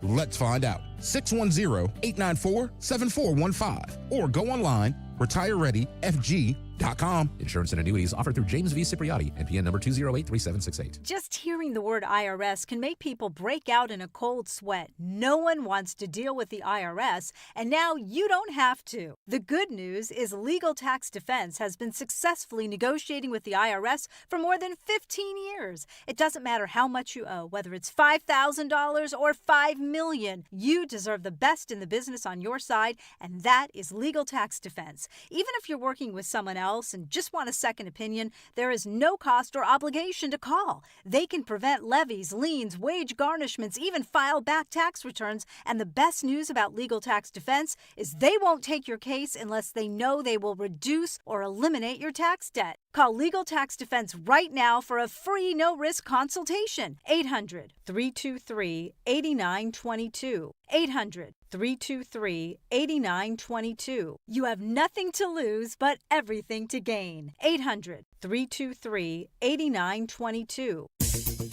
Time now for today's Spotlight on Tech, sponsored by Red Pocket Mobile. Reddit is punching above its weight class in social media. Industry researcher Sensor Tower reports that Reddit had the highest growth rate for user-generated revenue in the first quarter, up 61% year over year, compared to Meta in second place on 30% growth. Reddit has an estimated 765 million global users compared to Meta's social media platforms topping 3.5 billion. I'm Jason Brooks.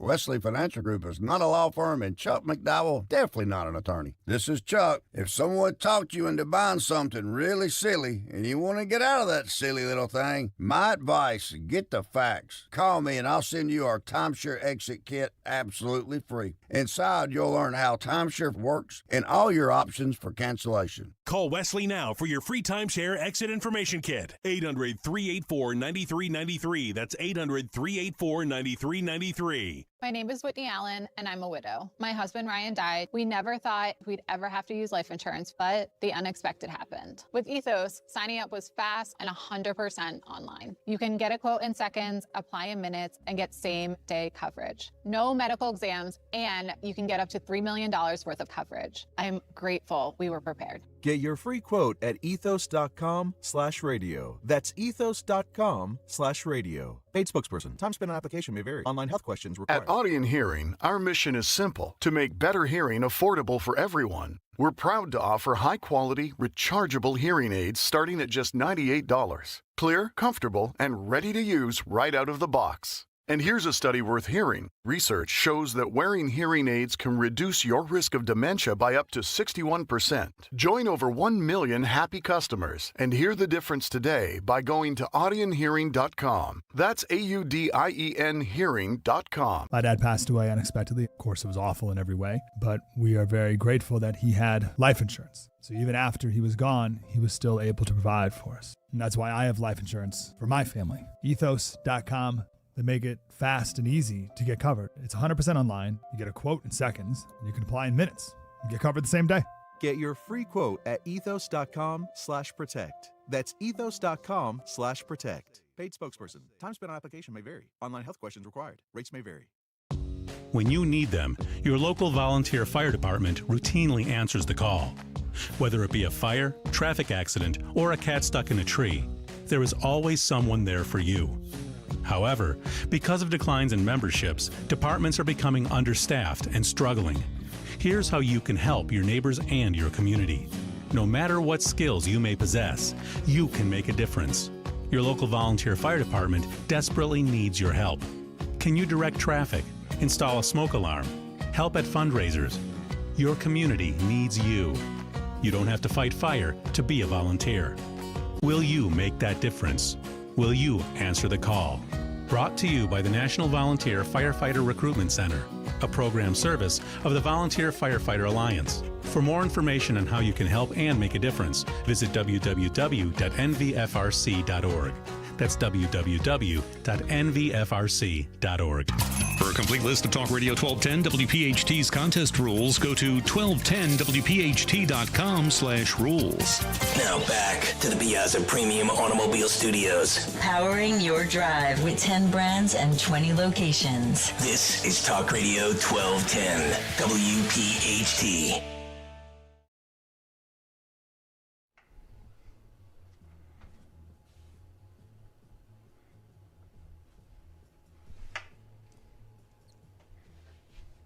It is 4:35 on this Thursday afternoon. Mike Opelka joining you. A beautiful day. I'm having too much fun today. You know, I really do enjoy my work, and we spend a lot of time preparing on this between Justin and DeSantis and myself and our guests. We put in a lot of time doing this show, but we also try to have fun.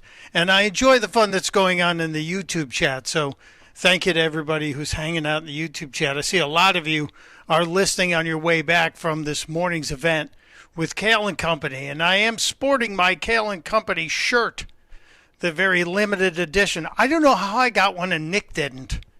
I went to the last remote, and I guess I won one for answering some kind of constitutional citizenship question.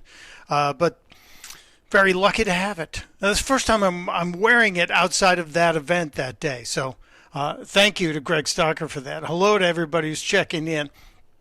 We're waiting. Did we get our friend Wendy Patrick joining us yet, Justin? No? DeSantis? He might be on the phone with her right now. Okay. Usually if he doesn't answer, that's what he's doing. I'm sorry, it's a little bit of a fire drill here today because I ran long talking to Bill D'Agostino. But my friend Wendy Patrick is somebody I rely on greatly for information, advice, legal opinions, because she is a prosecutor. She's an attorney, an author, a speaker, also a great musician as well. And if you're paying attention late at night, if you're watching late night news, there's a great chance you've seen Wendy joining a lot of the panel discussions on Fox News. I think she's a regular there because she lives out west. But Wendy is always gracious with her time, especially when I have questions about legal issues. And we have a few to get to today, so welcome back, my friend. Thank you for making time for us. Oh, you bet. It's always a pleasure. No, it's our pleasure. Wendy, I want to get to the squatter thing, but you sent me a couple of stories earlier in the week that I want to ask you about. One of them is mystifying to me, and I want to bring it up because you're such a fan of cruise ships, and I am not. If I'm on a cruise ship, it's because I've been taken hostage. So it's not a place. It's not a place you're going to find me willingly. But this is kind of a crazy story. This is a story about a kid who's 16 who is accused of killing his stepsister aboard a cruise ship, but he's not being held in custody, and a lot of people are asking questions about it. Does this have anything to do with the fact it happened on a cruise ship and there's kind of different jurisdictions? What's going on here? No, but that's a really good question. You know, you and I have talked about the jurisdiction issue before. This is a murder at sea. You are correct. It happened at sea. The defendant, 16 years old, is accused of killing and sexually assaulting his stepsister. They were rooming together. They had a cabin together on the cruise ship. When they landed in Miami, he has basically been free under the custody, quote unquote, of a family member. That has got to be the biggest source of contention. You've got the prosecutors arguing, you know, what do we need? Another dead body to prove he's a danger to the community. You've got the defense saying this is a 16-year-old kid. The family lives too far away. Ultimately, in the rationale given by the judge, he decided to let him stay with a family member due to his age.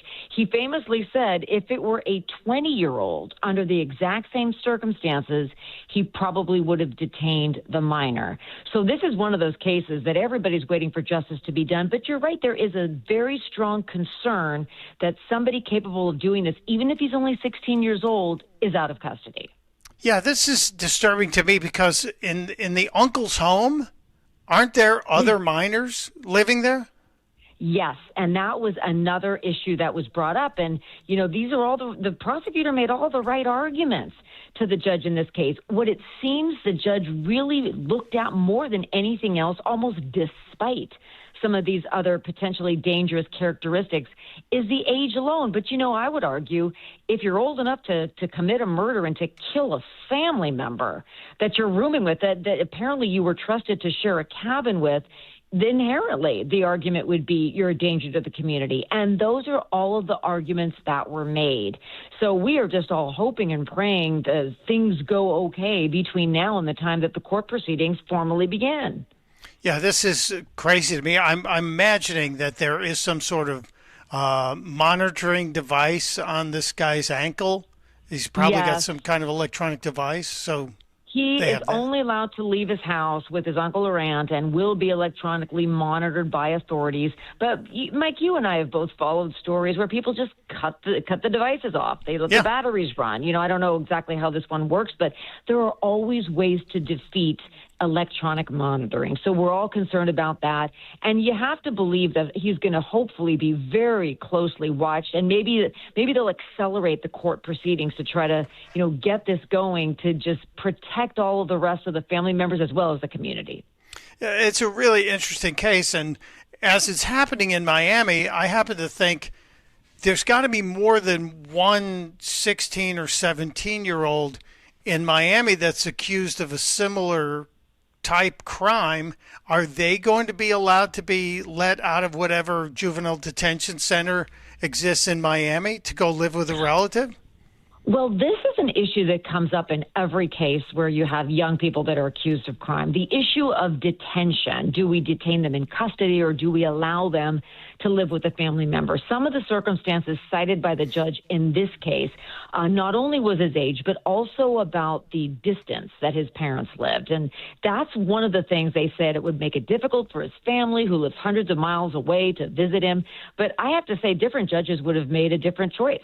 You know, there are facts and circumstances that are not only unique to every case, including, by the way, the fact that some of these kids, I hate to even use the word kids, some of these young people are charged as adults, as in this case, but a judge will also look at prior history. They'll look at behavioral problems. People will come in and make certain arguments. They'll look at, a juvenile rap sheet. So there's a lot that goes into every single one of these cases, but you can imagine that a case like this, and we've seen this with cases across the country, the leniency with which the judge at least approached whether or not to detain this young man in custody is no doubt something that's going to be looked at if, God forbid, something bad happens. And you know that that's probably on his mind as well.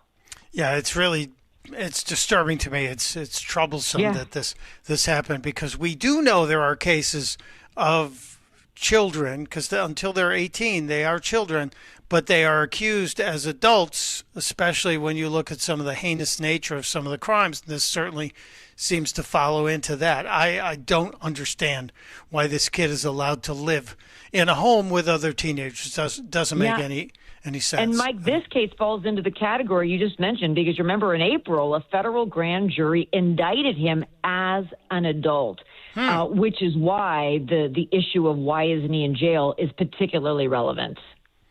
Yeah, that's really even more troubling. And I apologize to the family, but just because you live far away from where the murder was committed doesn't mean your kid should be given a get-out-of-jail-free card.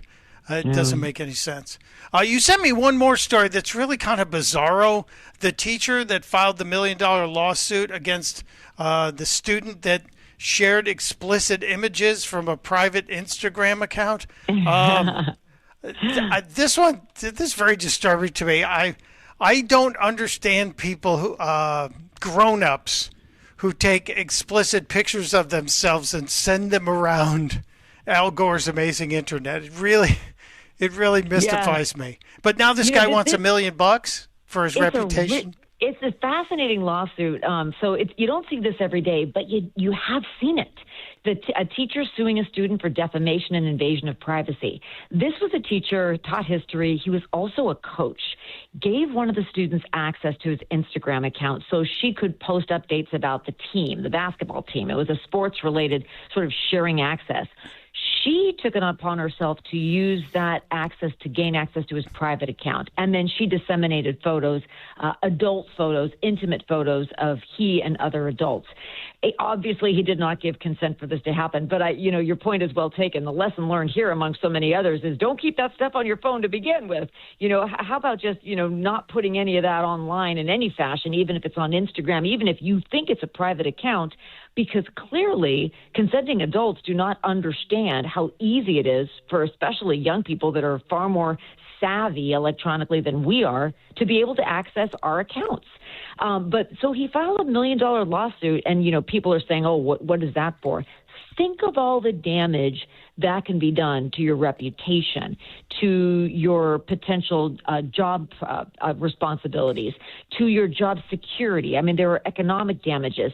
In this case, after the fact, it led to an allegation that the teacher was involved with the student, which he vehemently denies. So when you think of everything bad that could stem from this kind of a breach, not only a physical breach of social media of an actual site, but how about the breach of trust? You have people sharing credentials all of the time, and you better believe there were probably a ton of people changing their passwords after they read about how easy it was for you to be given access to one portion of an account or even to one account to be able to learn passwords to other accounts. I mean, how many people use the same passwords and login credentials for a variety of different sites? Because nobody can remember the ones that are automatically generated, although clearly, as cases like this illustrate, those would be the safest to use. Well, the craziest thing here, and this is a local story for the Philly audience, this is a New Jersey high school teacher. I'm a little bit away. The guy's in Toms River, New Jersey, a history teacher at Central Regional High School who gave this student access to his Instagram account, and then a teenage student did what teenage students will do. They snoop around. But she took some of those intimate photos and then spread them. Additionally, he lost not only his job at the high school, he lost his job at a local community college where he was teaching women's volleyball, and he's filed this suit. Any indications do you think the school district will be on the hook for this, or is it the kid that's really in the crosshairs of this and her family? Yeah, and you called it, she and her family. When you sue a minor, you also have to have what we call, guardian ad litem. You usually serve the parents or the guardian as well. It is interesting that there has apparently been requests by this teacher's lawyer. He wanted an immediate written retraction, public correction.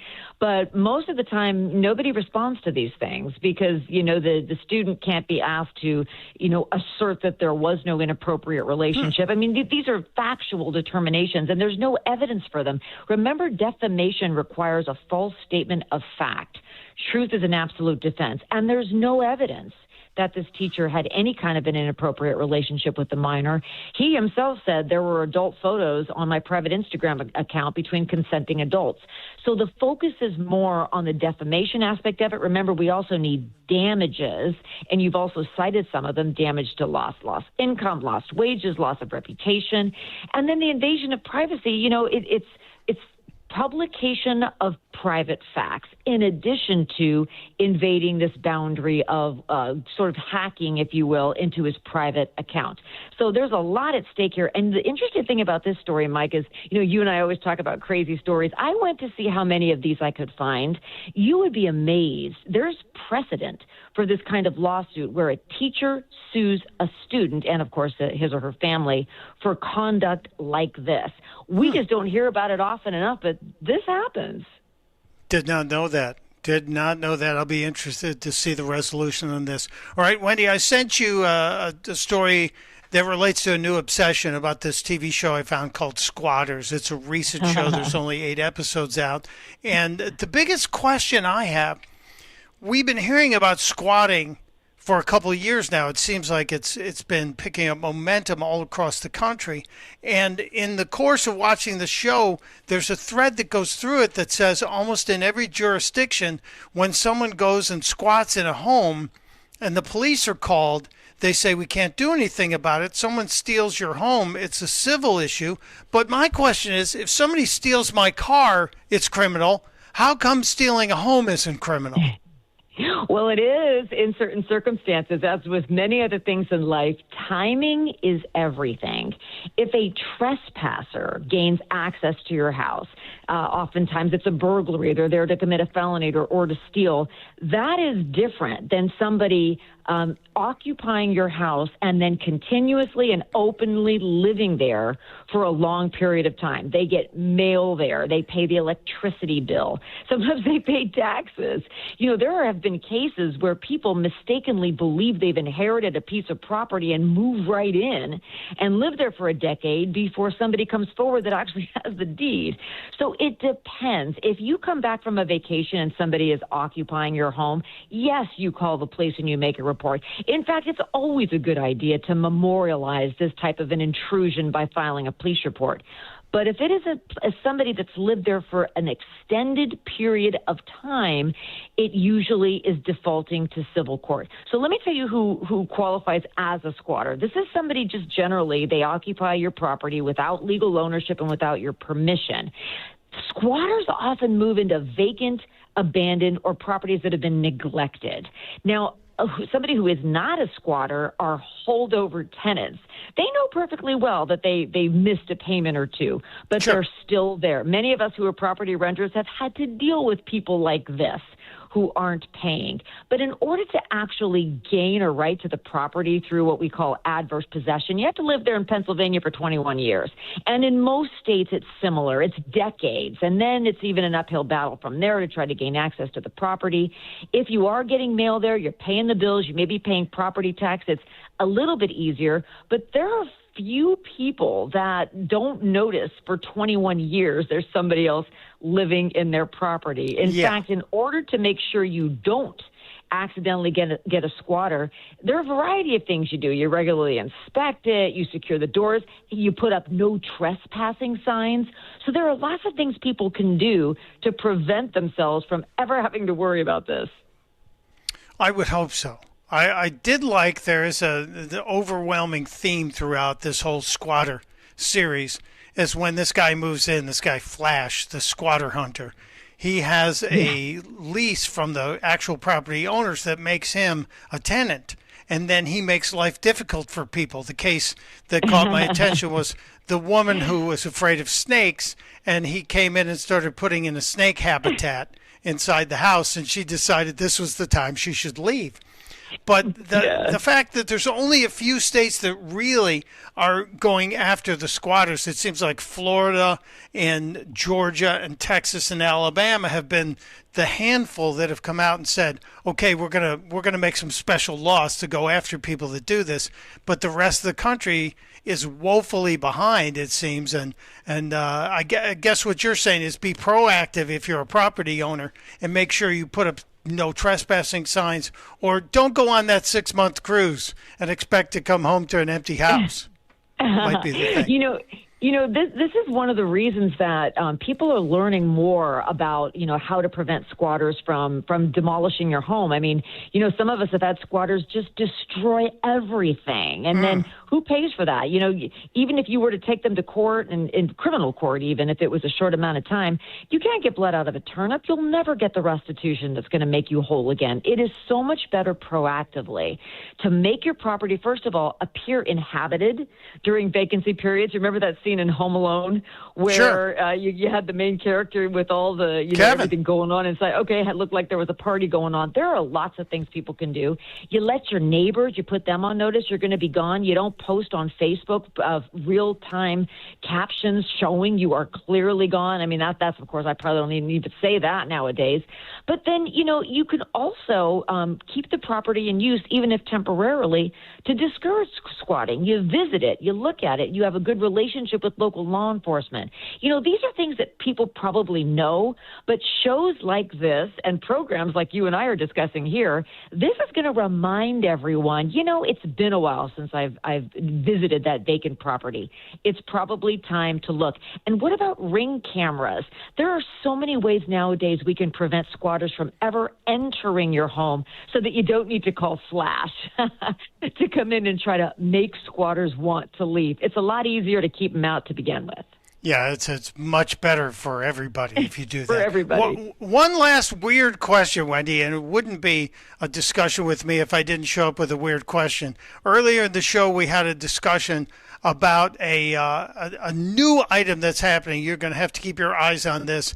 There is a drag queen by the name of Patagonia who is upset because the clothing brand Patagonia has smacked Patagonia with a lawsuit, I guess, over irreparable damage to their brand.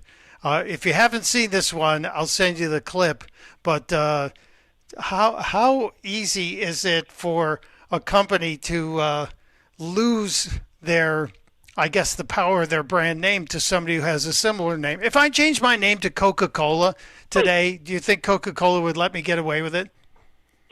I think you are in a very different position, and Coca-Cola is a lot better known. But it's also true that federal lawsuits can be filed for things like this. And, she's finally breaking her silence, I guess, is the way that it's being reported, regarding this federal lawsuit that the brand Patagonia filed.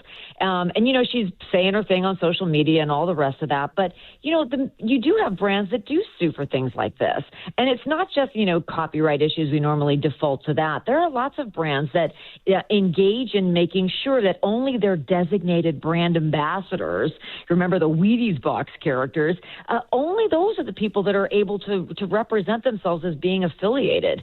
And this is one of the things that's really kind of like the squatter story, drawing attention to the reality reality is that sometimes, people with the deep pockets are also allowed to bring lawsuits to keep their brand pure. And this is just one example that's really captured headlines, but this goes on behind the scenes more often than we hear about it, because there are so many brands that want to make sure that nobody misrepresents or sort of, takes their title to use for an entirely different reason, as happened here. So if my last name were Pepper and I got a PhD, I couldn't call myself Dr. Pepper. Probably not. Just you saying. probably could, because it's very different than the visuals that I've been seeing on social media about this particular case. So, True. But hey, Bart, what is always my advice? Don't be the test case on Don't be the test case. Don't be the test case. Wendy has given me that advice on more than one occasion. My friend Wendy Patrick, you're always a gem. Appreciate your advice and your counsel, and you're pointing me to all the weird legal stories out there. Follow Wendy on Twitter X at Wendy Patrick PhD, and look for her always on TV, Newsmax, Fox, all over the place. Thank you, my friend. Thank you, Mike. There she goes. Taking a break. Third hour of the show on the way. It's Opelka on Talk Radio 1210 WPHT. Download to see if you qualify. Not all customers will qualify. Transfer fees may apply. No Albert subscription required. Albert is not a bank. Albert Instant Loans are issued by FinWise Bank, member FDIC. Not an actual client. Terms apply. Kylie, what's wrong? I just got hit with a car repair bill. I'm behind on rent, and I feel like I can never save any money. Have you tried the Albert app? Albert is your financial assistant, helping you find ways to save and create custom budgets to actually grow your money. Plus, you can get up to $10,000 for big expenses, or advance up to $1,000 fast when you need cash right away. Albert can get me up to $10,000? Exactly. Albert spots you in a pinch and helps you grow your money in the long run. I'm downloading Albert right now. Download the Albert app and use promo code MONEY to borrow up to $10,000 for whatever you need. The Albert app helps you budget better and save more money, so you reach your financial goals faster. Download the Albert app right now and use promo code MONEY to borrow up to $10,000. Use code MONEY to borrow up to $10,000. A well-organized home isn't a luxury, it's a practical upgrade. Closet Factory designs and installs custom storage for closets, pantries, garages, and home offices, built to fit your space and your needs. You'll work with a designer, choose the look, and get professional installation, so the project stays simple and the results last. Start with a free design consultation at closetfactory.com. That's closetfactory.com. This is the sound of Jack, buzz cutting his way to a small fortune. To Jack, every time he cuts his own hair, that's $50 right in his pocket. If Jack sees DIY buzz cuts as a saving strategy, Wells Fargo is right behind him. And with their mobile app, tracking his savings is easy. Oh, ouch. However you make money work, we can work with that. Mobile carriers' message and data rates may apply. Wells Fargo Bank, N.A., member FDIC. Hey, this is Larry Steinitz with Investor Schooling. How many times are you going to listen to my voice before you finally go to investorschooling.com? I can't believe you haven't signed up for a class yet. You're going to learn real estate investing. You're going to learn stock options trading. You're going to learn things about money that you didn't even know existed. Go to investorschooling.com right now. Oh my goodness. This Thursday, investorschooling.com, and take that free class. See you there. Hi, this is Dom Giordano. Attention, Pennsylvania, New Jersey home sellers over 60. The silver tsunami is not coming. It is here. More empty nesters selling equals more competition. And here's the truth. The prepared homes will sell. The overpriced homes will sit. And the unprepared sellers will take forever to sell and for less money. Join me and my great friend Diane Cardano-Casaccio, broker, owner of Cardano Realtors, for her next home seller seminar. Tuesday, June 9th at Fort Washington for wine, appetizers, and a meet and greet with me at 5 p.m. The seminar starts at 6. Learn how to prepare early, protect your equity, avoid costly mistakes, and create your home selling game plan before the market gets more competitive. Every attendee gets a free copy of one of Diane's home selling books. As my good friend Diane Cardano says, your worst nightmare is when your home does not sell. So RSVP now. Learn what you should have done first. Call 215-576-8666 or go to 215-576-8666.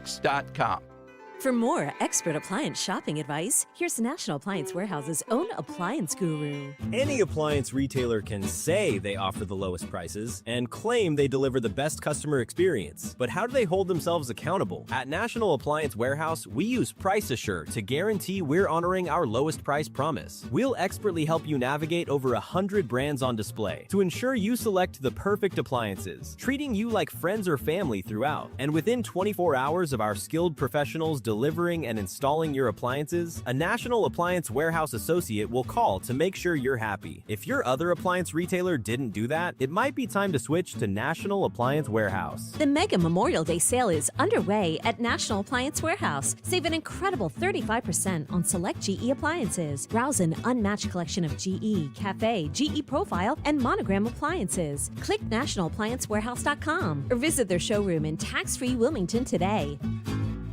Serving in Vietnam, a grenade took my ability to see. I'm Michael Naranjo, and I'm a veteran. Today, I'm a sculptor. My fingers are my eyes. DAV helps veterans like Michael get the benefits they've earned. They help more than 1 million veterans every year. With DAV, more veterans can shape their lives into a thing of beauty. My victory is bringing beauty into the world. Support more victories for veterans. Go to DAV.org. You know what I don't like? Paying for something twice. I can't stand that. Hey, it's Rich Zioli. That's why when it comes to your roof, siding, doors, and windows, there's only one call you should make, and that's to my guys at Emmons Roofing and Siding. Emmons is a platinum Owens Corning contractor, which means that Owens Corning backs not just the shingles, but the workmanship as well for life. That's right, for life. Roofing, siding, windows, doors, residential or commercial, done right the first time, every time. Go to emmonsroofing.com. WPHT, HD, WOGL, HD3, Philadelphia. From the Piazza Premium Automobile Studios. Powering your drive with 10 brands and 20 locations. Always live on the free Odyssey app. Now, The Drive at 5. 30 minutes of nonstop talk. From Talk Radio 1210, WPHT. Turn it up, crank the dial. Mike Opelka is back to make you smile. He's the voice that cuts right through. Back on 1210, Opelka's here for you. The truth has no agenda, and neither does he. So kick back and enjoy the show on WPHT. Mike Opelka's in your town. Well, I'm not in your town, but I'm in the radio that's in your town. Yeah, it's Mike Opelka. It's 5:04.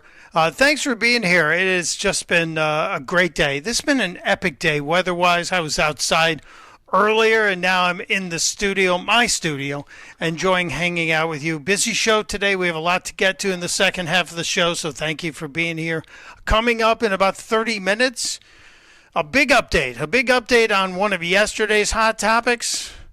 Ebola, Ebola, I don't want to know ya. Yeah, I don't want to know you either. I really do not want to know you. But the geniuses at The View have decided to weigh in on Ebola.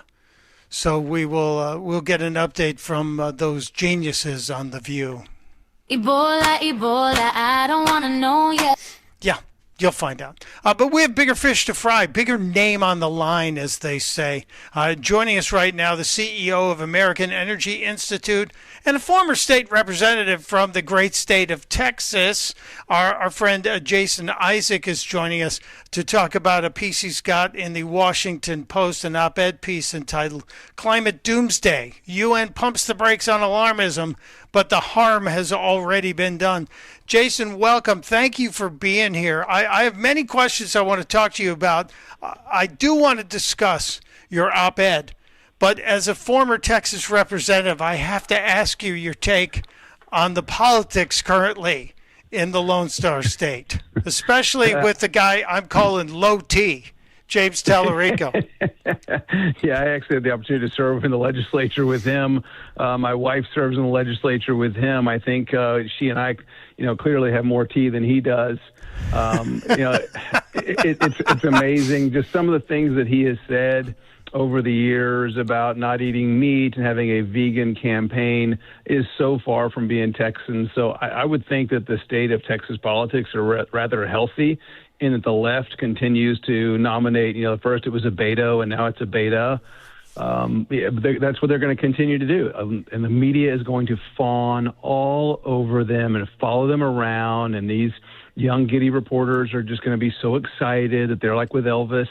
And we'll see what happens in November. It's probably going to be the same result as we have pretty much every November in Texas, at least since 1988, which is when the last statewide Democrat was elected.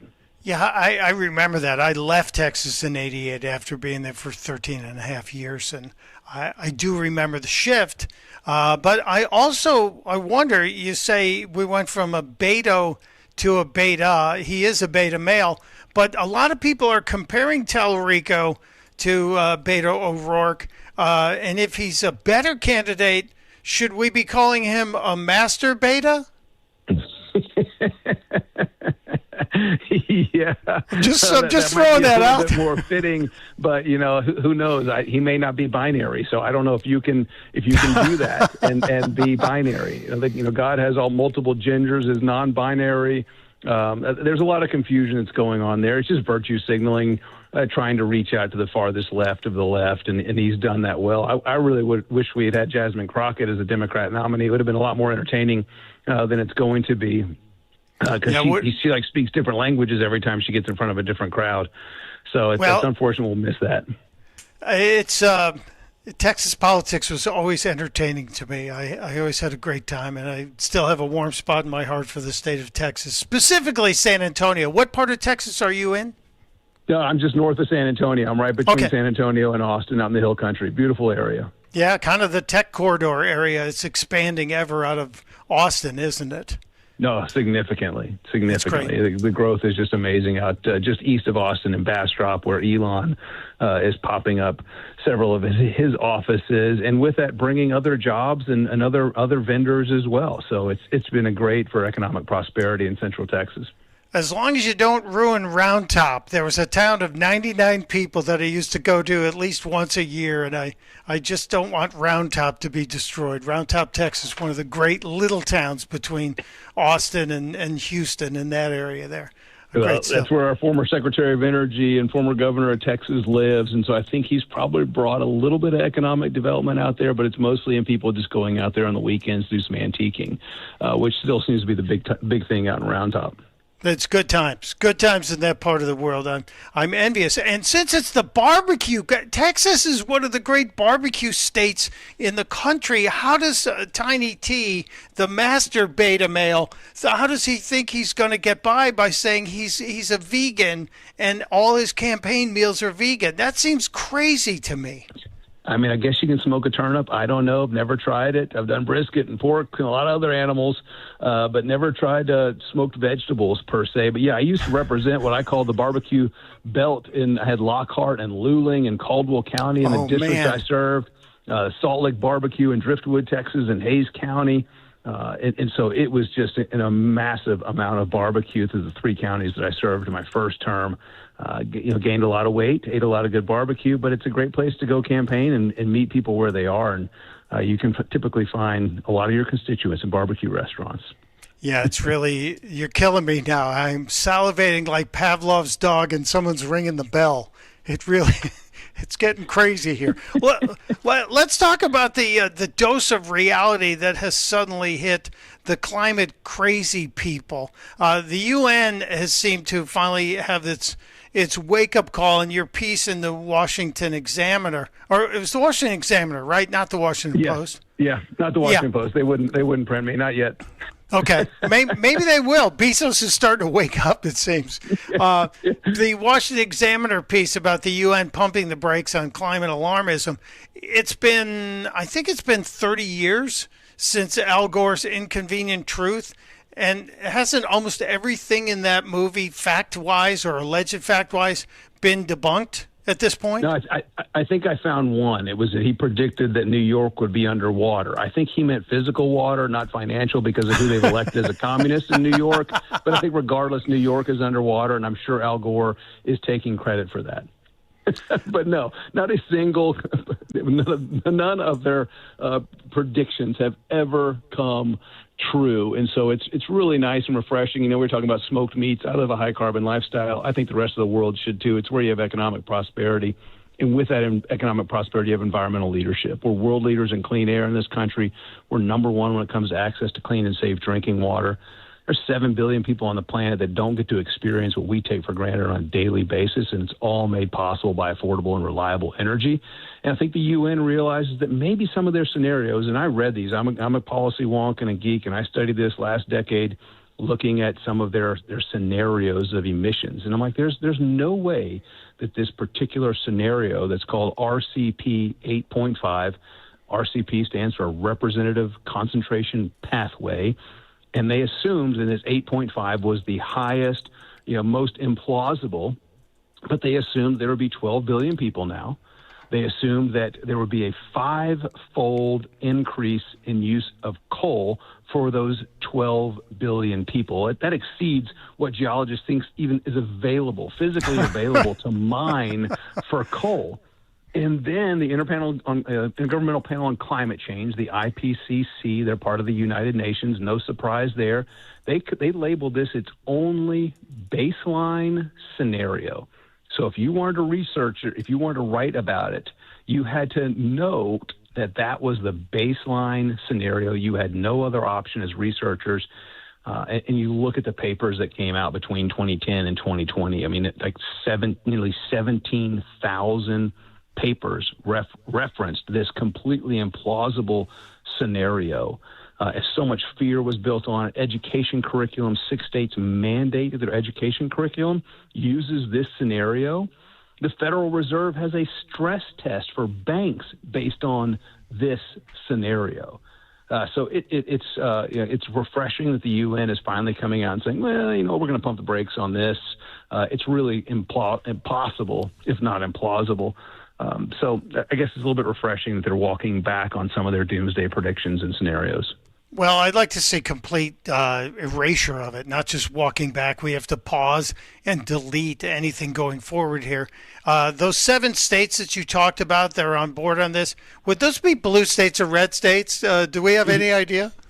Yeah, they're going to be blue states, and it's going to be states like New York and California that mandate that their pensions boycott fossil fuels, that if they loan to companies or they invest in companies that produce energy, that they have to force those boards to adopt these crazy climate policies that don't do anything to reduce the cost of energy and are actually significantly increasing the cost of energy as we speak.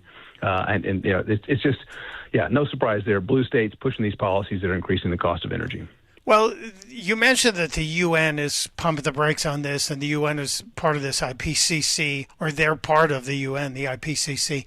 If we go back about a decade, maybe a decade and a half, we saw something called Agenda 21 that was driven by the UN, which was kind of the earliest of the climate push to use climate to control governments and to use climate and their agenda, their scam, to control cities and create what they called walkable cities, livable cities.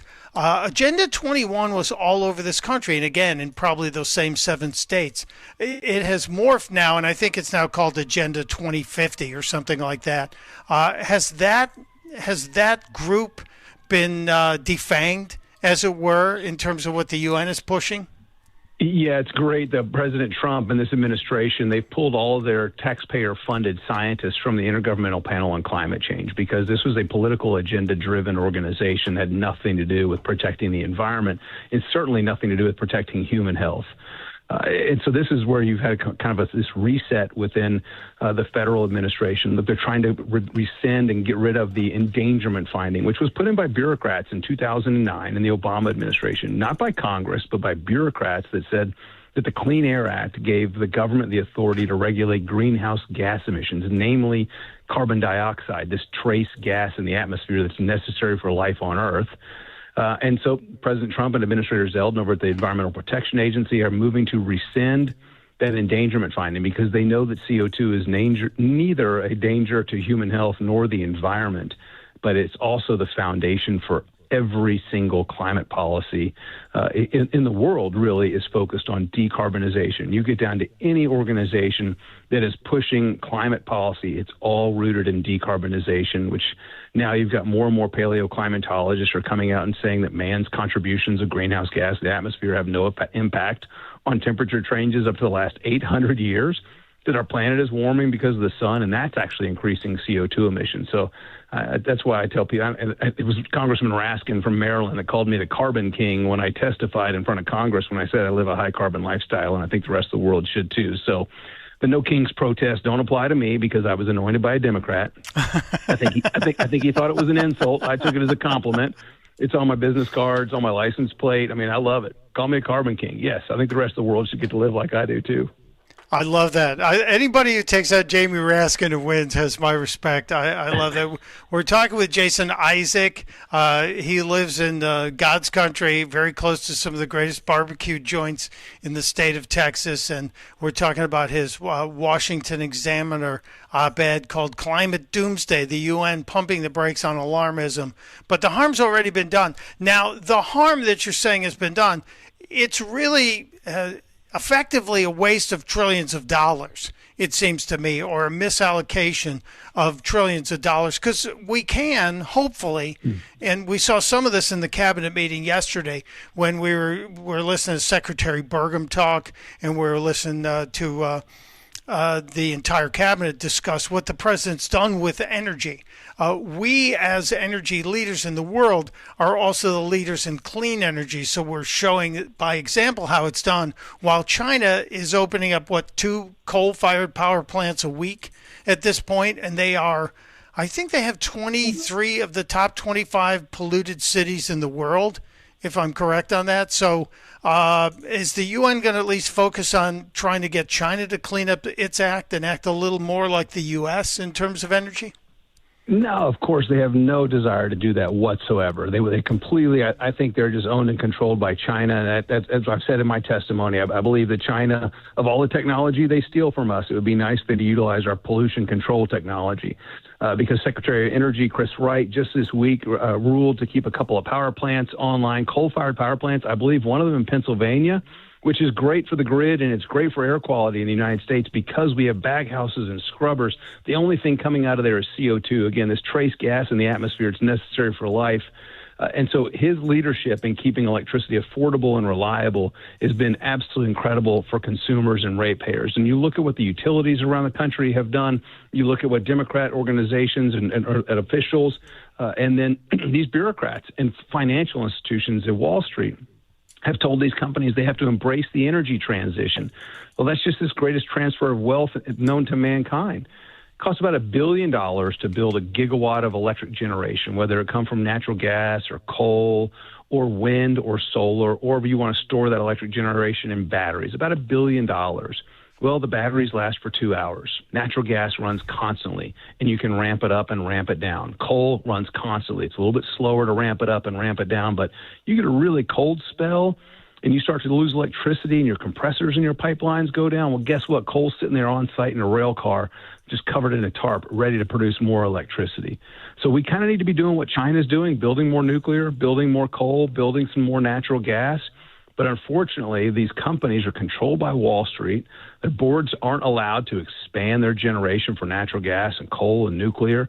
And so we need a little bit of freedom. We need a little bit of pressure from D.C. to get these companies to abandon their political agendas that don't have anything to do with affordable and reliable energy.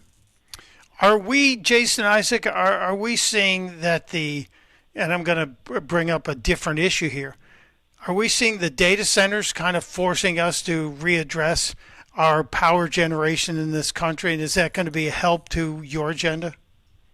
Yeah, I think it really is. It's amazing what's happened. And I've noticed a couple of months ago, I started to see some signs, political signs, these professionally printed signs in yards in the leftist area. Obviously, coincidentally, there's some of the same signs that says Bernie can't be bought by billionaires. I'm seeing these signs that say no data centers. And so I have to start looking into this a little bit more. And we published some research a few weeks ago that shows all the foreign influence. We have billionaires from Switzerland, from the United Kingdom, that are connected with Chinese nonprofits that are funding money into groups like Indivisible, the Sierra Club, other climate alarmist groups that are now opposing data centers. They pay these actors to show up at city halls and county commissioner meetings, public utility commission meetings to scream and protest. And they've really manipulated a lot of people in the country about data centers. When I was in the legislature a dozen years ago, we were trying to attract data centers to get built in Texas, and we've been pretty successful. I have over 430 of them built today, and there's about a proposal for a new 100 of them. This is really how we win the AI race, and people just don't understand that, but AI has been absolutely incredible at helping efficiency. You look at farmers and ranchers that are using AI. I mean, there's facial recognition for cattle, Mike. I mean, you can tell if a cow is sick based on a scan of its body using cameras. Then you can treat that cow and you get more product to market. There's this massive, and I think this is where the Maha movement gets in line with some of the stuff from data centers, is because the AI it's powering on some of these farming equipment, you put cameras on there that are applying herbicides to crops. Well, they're no longer applying herbicides to crops; they're applying herbicides to the weeds. So you get a 60 to 70% reduction in the use of herbicides because of AI. And don't we want that being powered by a data center built in the United States? There's concerns with building anything. We do. And there's usually regulations in place, noise, light pollution. There's all these regulations that are already in place. But some new, people are all of a sudden saying we've got to ban data centers, and Maine passed a law that the governor vetoed. So there's just been a really surprising to some of the opposition that's popping up. But I'm no fan of big tech because they've been really pretty woke over the last decade, censoring a lot of conservatives, embracing ESG, this political governance, if you will, the DEI, and now all of a sudden they realize, well, gosh, we need constant power to run our data centers, and people are paying us money to store photos and financial records in our data centers, and so they're having this little bit of epiphany. I wish they would stop with the woke climate grifting that they've been doing for over a decade now, and really just get into American energy. And I think they're realizing that. The biggest concern with some of the data centers is that they're buying these renewable energy credits. So they're building natural gas generation on site for their own use, and they're buying renewable energy credits. What that's doing is it's forcing you and I to pay for that renewable energy and put it on the grid that you and I are using as ratepayers, and we're paying a lot more because of it. See, I think that's the issue. There are three issues here with the data centers, and I want the technology to lead with the efficiency that you're talking about. But as a ratepayer, I don't want people storing their photos or having little animated videos made, raising my monthly electric bill because I like my air conditioning. I'm very happy with it. I also don't want the light pollution. I don't want the noise pollution. I don't want the water to dry up. There are reports of droughts. So I do want to see some sort of balance between the effect on rates and the effect on access to water. Because anytime somebody turns on a video camera and says the water's brown because of the data center, I want to know, because it will get clicks, but I want to make sure that we protect the people that this technology is supposed to be making their lives better, because that there seems like there's a trade-off happening. So I'm nervous about it, and I think that's fair to be nervous, Jason, unless you tell me I'm being misled. No, and I do think a lot of us are being misled on this, because I've heard the concerns about water, and I've talked to some people, and they say it's closed loop, and that's great. These are the same companies that embrace carbon capture, which I think is a complete waste of time and money. It does absolutely nothing. Hey, why don't they turn those things over and capture humidity? It's more of a heat-trapping gas. It's 7 times more prevalent in the atmosphere, and you use that water, and then you're still reducing so-called greenhouse gas emissions, so you're meeting your dumb European climate pledges, and then just use that water to cool your hardware at your location. So I do believe we are being a little bit misled, especially, I think I saw AOC with like a jar of brown water. I mean, there's just no way You look, 50 years ago, we had less than 40% of our municipal water systems met the lowest standards for water. Today, over 90% of them meet the highest standards. We are number one when it comes to access to clean and safe drinking water. But still, if you're going to be pulling in a bunch of groundwater out of the hill country, that's a huge concern in our particular part of the area in Texas, because we're on this limited supply and this limited resource, and we've got to protect it. So I completely get that. Build them where there's plenty of water, and just enforce the rules that are on the books that for every other builder, because if you start denying people the ability to put data centers on their lands, you're essentially taking their private property. You're telling the landowner that may own that land that says, you know what, they just took away the value this data center was willing to pay me, so that's kind of a theft of their private property rights.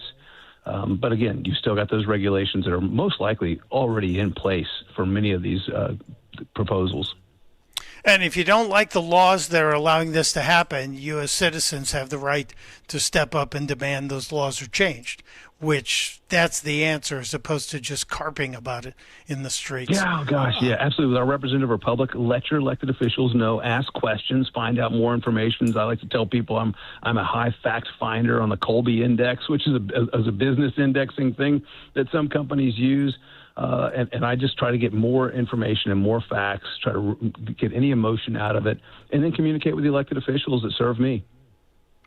And you can find what Jason is up to and what he's talking about on social media, on Twitter X, Isaac for Energy on Twitter X, Isaac for Energy, ISAAC for Energy. You can see what he's up to and follow him. I suggest you do that. And don't be jealous just because he lives so close to now I want to go to Lukenbach. I want to take a road trip. Street. Oh, you're killing me. You're killing me, Jason. I drive past it probably once or twice a month. It's awesome. It's great. Oh, God bless you. Come out to the hill country. Come out to the place where we invented air conditioning in Texas. I wouldn't come in August. I know the Frederick family. I'm big friends with the Frederick family from years gone by. So I'm a Trinity grad. I didn't even mention that. I'm a former Texan from Trinity. So I will find you eventually when I'm back down there, Jason. But thank you. Let me take you on a barbecue tour. Oh. To play a tape for the rest of the show, I'm headed to Texas, people. Jason, thank you so much for joining us. We appreciate you. It's great to be on, Mike. Thanks for having me. There's a lot of questions, people, a lot of questions I still have. I do love the technology. I absolutely love the idea of high tech making us more efficient, but we have to be responsible. And Jason Isaac is saying, hey, there's laws on the books. So just let them follow the laws on the books or fix the laws. But we can't be hit with these huge surges in our power bills. And we can't be giving up our clean water to something that's being used to cool all these giant servers that are storing pictures. Craziness. All right, I'm going to take a break. When we come back, I promised you the Ebola update. A big Ebola update from the geniuses at The View. We'll get to it. Ebola, Ebola, I don't want to know yet. Yeah, you do. It's Mike Opelka, Talk Radio 1210, WPHT. Free speech lives here. With Rich Zioli. Weeknights at 6. Talk Radio 1210, WPHT. I know that hiring can be challenging. You sort through tons of resumes and you get too many so-so applicants. You're just waiting for someone to match your role perfectly. Well, now, there's a place where you can meet them fast. ZipRecruiter. Need to hire right away. Start your search for strong candidates. The right fit awaits. Build your team. Build it sooner. Meet your match on ZipRecruiter. Just head to ZipRecruiter.com/free right now to try it for free. And you're on your way to meeting your match. 4 out of 5 employers who post on ZipRecruiter get a quality candidate within the first day. So try it now. Go to ZipRecruiter.com/free. Once again, that's ZipRecruiter.com/free. Meet your match on ZipRecruiter. Try it free. Summer is here, and that means pool days and patio nights. But is your uneven concrete making your backyard feel more like a construction zone than a vacation spot? Stop worrying about stubbed toes and stumbles. Keystone Guncrete can level your pool deck and patio quickly and cleanly, saving you thousands over the cost of pouring new concrete. We'll have your backyard party ready before your water even gets warm. Head to KeystoneGuncrete.com. Remember, Guncrete is spelled with a K. Mention 1210 and we'll take $50 off your project. With American Heritage Credit Union, certificates and IRA savings products come in a variety of terms, like a 36-month certificate at 3.81% APY or a 12-month IRA certificate at 3.91% APY. For more flexibility, consider our high-yield savings account with an APY of 3.10%. Visit AmericanHeritageCU.org/savings to learn more. Insured by the NCUA, additional share insurance provided by ESI. Not a member? Join today. Hit the road this season to watch the Birds. Book your road trip with Fans of Philly. Trips are available now for Nashville, Arizona, Chicago, and London. Travel in style with transportation, a pregame party, and game tickets to enjoy the Birds on the road this season with Fans of Philly. The official travel partner of 94 WIP and the Eagles Radio Network. Book now at fansofphilly.com. That's fans with a PH of Philly.com. Shouldn't you expect more from your SUV? Introducing the all-new 2026 Mazda CX-5 with more space to fit every aspect of your life, more style inside and out, and more advanced tech features that put you in control. There's more to the Mazda CX-5 because there's more to you. Visit Piazza Mazda of Westchester and Reading for financing as low as 1.9% APR for up to 60 months on select models. Shop online at piazzamazda.com. Just hearing the word IRS can make people break out in a cold sweat. No one wants to deal with the IRS, and now you don't have to. The good news is Legal Tax Defense has been successfully negotiating with the IRS for more than 15 years. It doesn't matter how much you owe, whether it's $5,000 or $5 million. You deserve the best in the business on your side, and that is Legal Tax Defense. Even if you're working with someone else and just want a second opinion, there is no cost or obligation to call. They can prevent levies, liens, wage garnishments, even file back tax returns. And the best news about Legal Tax Defense is they won't take your case unless they know they will reduce or eliminate your tax debt. Call Legal Tax Defense right now for a free no-risk consultation. 800-323-8922. 800-323-8922. You have nothing to lose but everything to gain. 800-323-8922. Amazon Business. Discover smart business buying, where unmatched selection meets AI-driven tools to simplify complex processes so you can focus on what matters most. Learn more at amazonbusiness.com. Broadcasting live from the Piazza Auto Group studios. Experience the power of one with 8 brands and 25 locations. Talk Radio 1210, WPHT.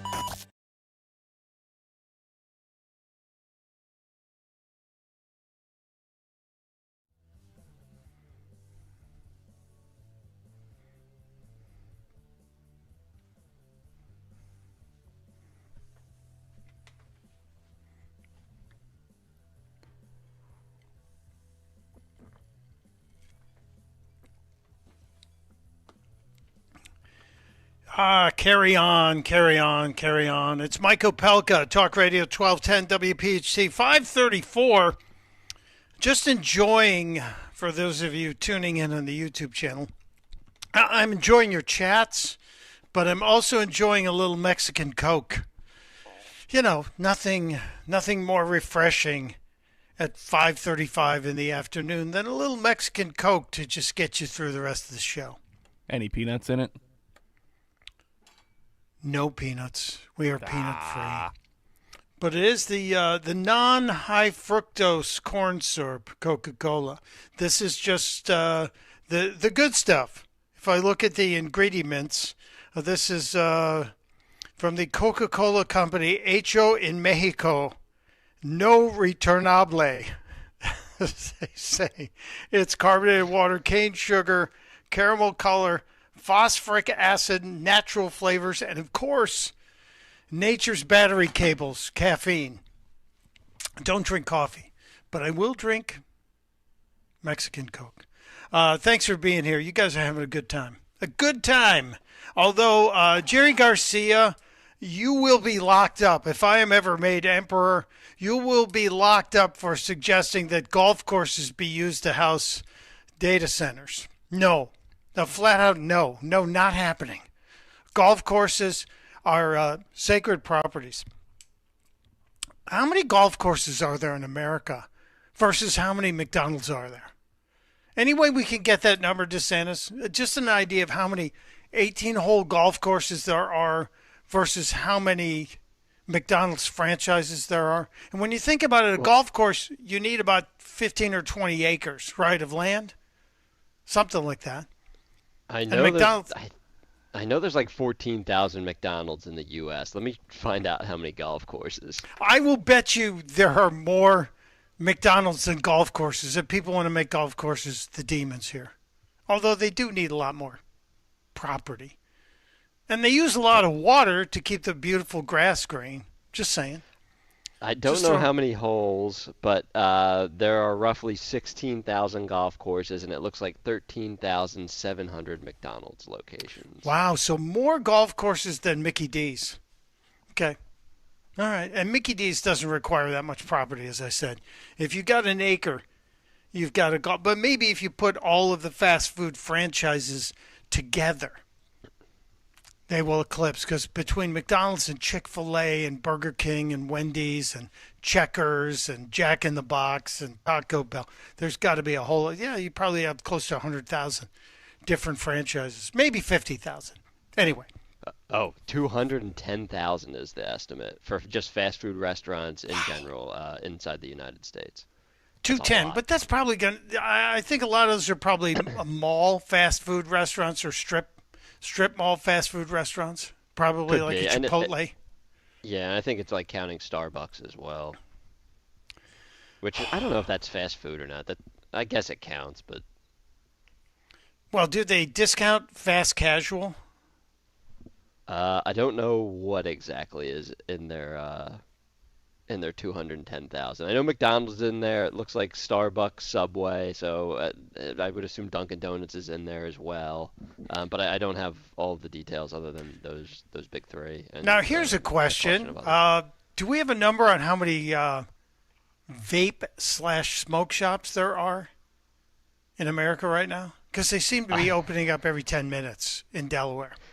I know there's more today than there were like 3 years ago. I don't know the exact number. Within 2 miles of where my studio sits, I see at least 4 smoke shops where you can buy smokable marijuana.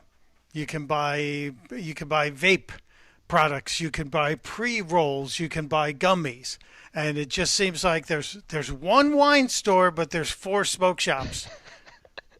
The number's outrageous. The estimation right now is between 10 and 11,000 dedicated vape shops throughout the United States. And do you know anybody who uses the product Zyn, those pouches? I don't use them. Our friend Will Kane from the Will Kane Show on Fox, and Will is a really good dude. Will is a fan of the Zyn products. You know what I'm talking about, right? They're like a nicotine. The little pouches, yeah. I guess it's like they used to do with snuff. Instead of just a pinch between your cheek and gum, you just put the pouch in your cheek and you suck on it, and then you get the nicotine high. I think France is looking to outlaw those, and even maybe attach jail time to people who are using them. It's kind of interesting. Just one of those things that hasn't gotten me. A lot of people are saying there's pot shops in Jersey, too. And if I go to the farmer's market in Boothwyn, Pennsylvania, not too far from here, about 5 miles from where I sit, maybe even less than that, Boothwyn, Pennsylvania, the Amish farmer's market, which used to have dirt floors years ago. There are 2 smoke shops inside the one strip mall of shops. They're like little tiny shops in there, but there are 2 pot shops in that one little place. It's incredible how fast this is going. I'm not a fan.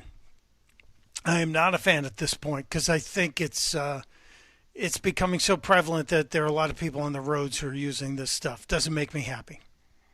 Didn't mean to get off on that topic. It just happened. I want to get back to some of the news of the day. I did promise you we'll get the Ebola update coming shortly.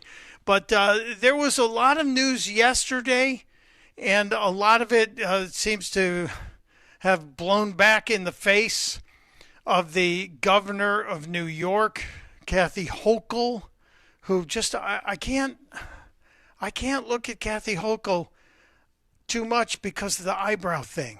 Am I the only one who gets kind of like hypnotized by those eyebrows? I pay attention more to the eyebrows than what she's trying to say. Oh, now I know I won't be able to unsee it now that you've brought it to my attention. Yep. Pelosi's eyebrows used to do it. I thought they had a life of their own, but I think Hochul's eyebrows are now the new thing. And I know there's a lot of Democrats out there going, how come you don't pick on the Republicans for their looks? Oh, we do. Have you not heard the discussions of Chris Christie? Yes, we do. We definitely do. And we talked about Marco Rubio and his vertically challenged stuff and the fact that he and DeSantis both apparently had lifts in their shoes for years and years and years. To be clear, Uncle Ron, not me. I do not wear lifts. You don't wear... that's right. How tall are you, DeSantis? I'm like 5'9". Maybe so 5'9" and a half on a good day. You're taller than Nick Hale. How tall's Nick? I think he's 5'5". There's no way. No, Nick's taller than that. I'm kidding. I'm trying to see if he's listening. I was trying to think, when was the last time you saw Nick, and how tall was he compared to you? I was like, there's no way Nick is 5. Yeah, Nick's probably like 5'9"-ish, I guess. You guys might be the same height, but yeah, Nick's stretching it. But Stocker's like 6'2", 6'3", and then Phil Almquist is tall too. So all the producers are, aside from like me, I think, because Greg's definitely over 6 feet. Dan's like got to be 6'5" or something, and then Dan's Henry easy is 6'5". Henry is easily like 6'3" or something. Henry is quietly an enormous human being. Is that but why he's always standing next to like Dan and Greg, so he doesn't look as tall comparatively. Is that why Dom is doing this basketball challenge coming up? Dom's very tall also. Yeah. He's got. This is interesting. Now I'm starting to see why this is going, because I never knew how tall Henry was. I know Dan. I've stood next to Dan. And Dan's very tall. He might be 6'6". How tall are you? You're tall. You got to be 6'1", 6'2". I'm 6'1". I'm the runt. Okay. So I'm 6 feet tall now. I think I'm comfortable at 6 feet. But I have a brother who's 6'6", a brother who's 6'5", a brother who's 6'3", and a brother who's 6'1". So I'm the runt of the litter. What's he, like 6'7"? Who is my nephew? Yeah. Riley? He's 7 feet tall. Oh my gosh. Yeah, he's the Victor Wembanyama of our family. Please don't ever let him stand next to me. He's very tall. And by the way, for everybody who's asking, hey, what the hell happened to your nephew in the French Open? About 5 weeks ago, he injured his shoulder, and we didn't even know he was going to play. He did play, and he almost won his first-round match. It went 5 sets, and he got bounced. But the heat in France, for those of you who are paying attention to the French Open, the heat in France has been brutal, and it knocked out the number 1 men's seed today, Yannick Sinner, the Italian, who is the number 1 player. He was 5 points away from winning his match, and his opponent took advantage because he just started cramping, and he couldn't play. And he lost his match, so he's out. But yeah, it's been crazy, and we saw a couple of other of the female players also get booted by this. But I'm waiting for Wimbledon. Hopefully my nephew, Riley Opelka, will be back from Wimbledon. But while we're in the sports category, yesterday, Governor Kathy Hochul and Donald Trump lit up a little controversy after the president announced he's been invited to attend the NBA Finals with the Knicks at Madison Square Garden, which, as we all know, there was a Trump rally in 2024 during the campaign. Cut 6, please. And Jim Dolan's a great guy. He's, as you know, owns and in charge of Madison Square Garden. He's having a good year. Boy, what a team. They win all their games. They have some great players. I think I'll be going to one of the games. I was invited by numerous people, and Jim, and I think it'll be going. It's great to see it. President Trump on election fraud. President Trump. The Knicks have really suffered for years. What's your prediction? They're doing right now. President Trump. He's still in touch with mayor. It's interesting to me. I don't know how the president has the patience to deal with those harpies just yelling at him constantly. But the president's saying the Knicks have won all their games. Now there's people going, no, they didn't finish the season undefeated. He's talking about playoff games. But after that, there is a reporter who asked the governor of New York, Governor Hochul, what she had to say to the president, saying he's a lifelong Knicks fan. You think of him saying he's a lifelong Knicks fan? I think that's how the Times reported it. I asked him to name the starting lineup from 1993 championship team and see how he does. Now, this is interesting because the Knicks haven't won a championship since '73, a long time ago in a galaxy far, far away. And she said, I'd like him to name the starting lineup from the 1993 championship team, which was not the Knicks. And apparently Hochul's spokesperson said she was trying to trick him. She was trying to play 4D chess. Do we really think Kathy Hochul was playing 4D chess? No, she screwed up. Just admit it.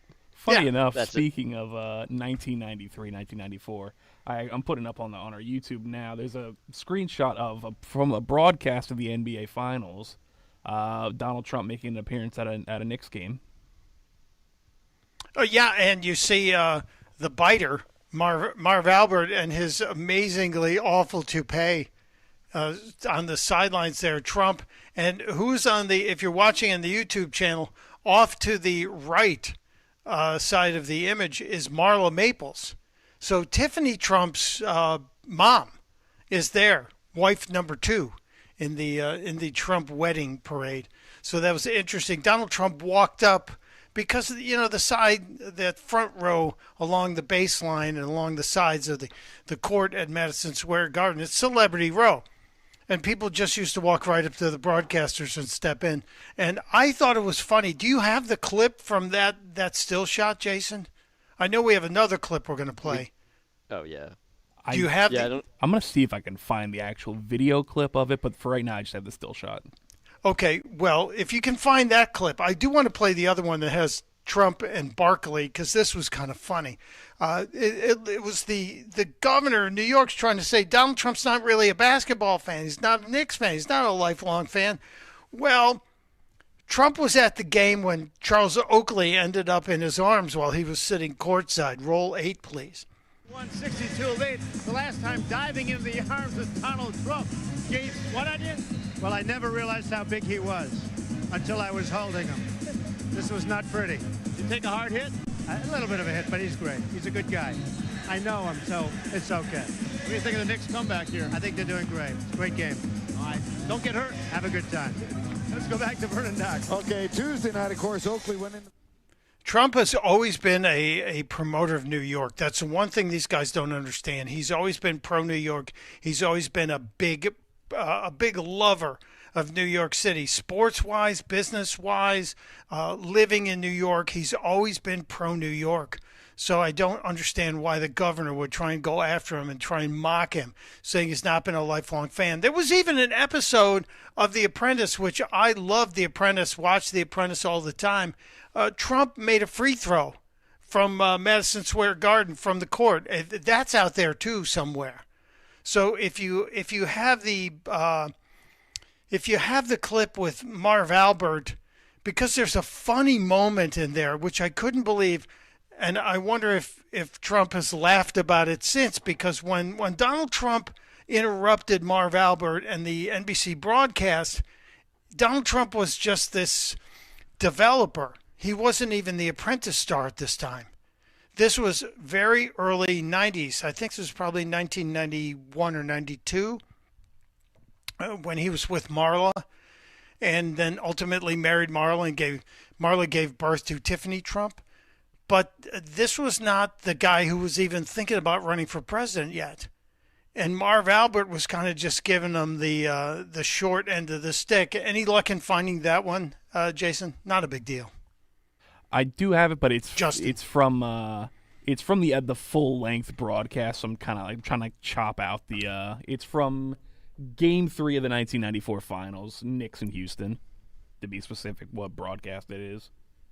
All right, well, we'll save it. We'll find it. But the funny part of it was Marla kind of thrust herself into the shot, and Marv Albert, who ultimately was exposed as being kind of a wacko creepo with this weird relationship he had with a woman who accused him of biting her, he looked at Marla and he said, "I told you not to interrupt me while I was working." It's really creepy. It's really kind of weird. But that appeared yesterday. Do we have time to get to the Ebola story with the doctors on The View? You've got about 4 minutes. If you can squeeze it in 4 minutes, yes.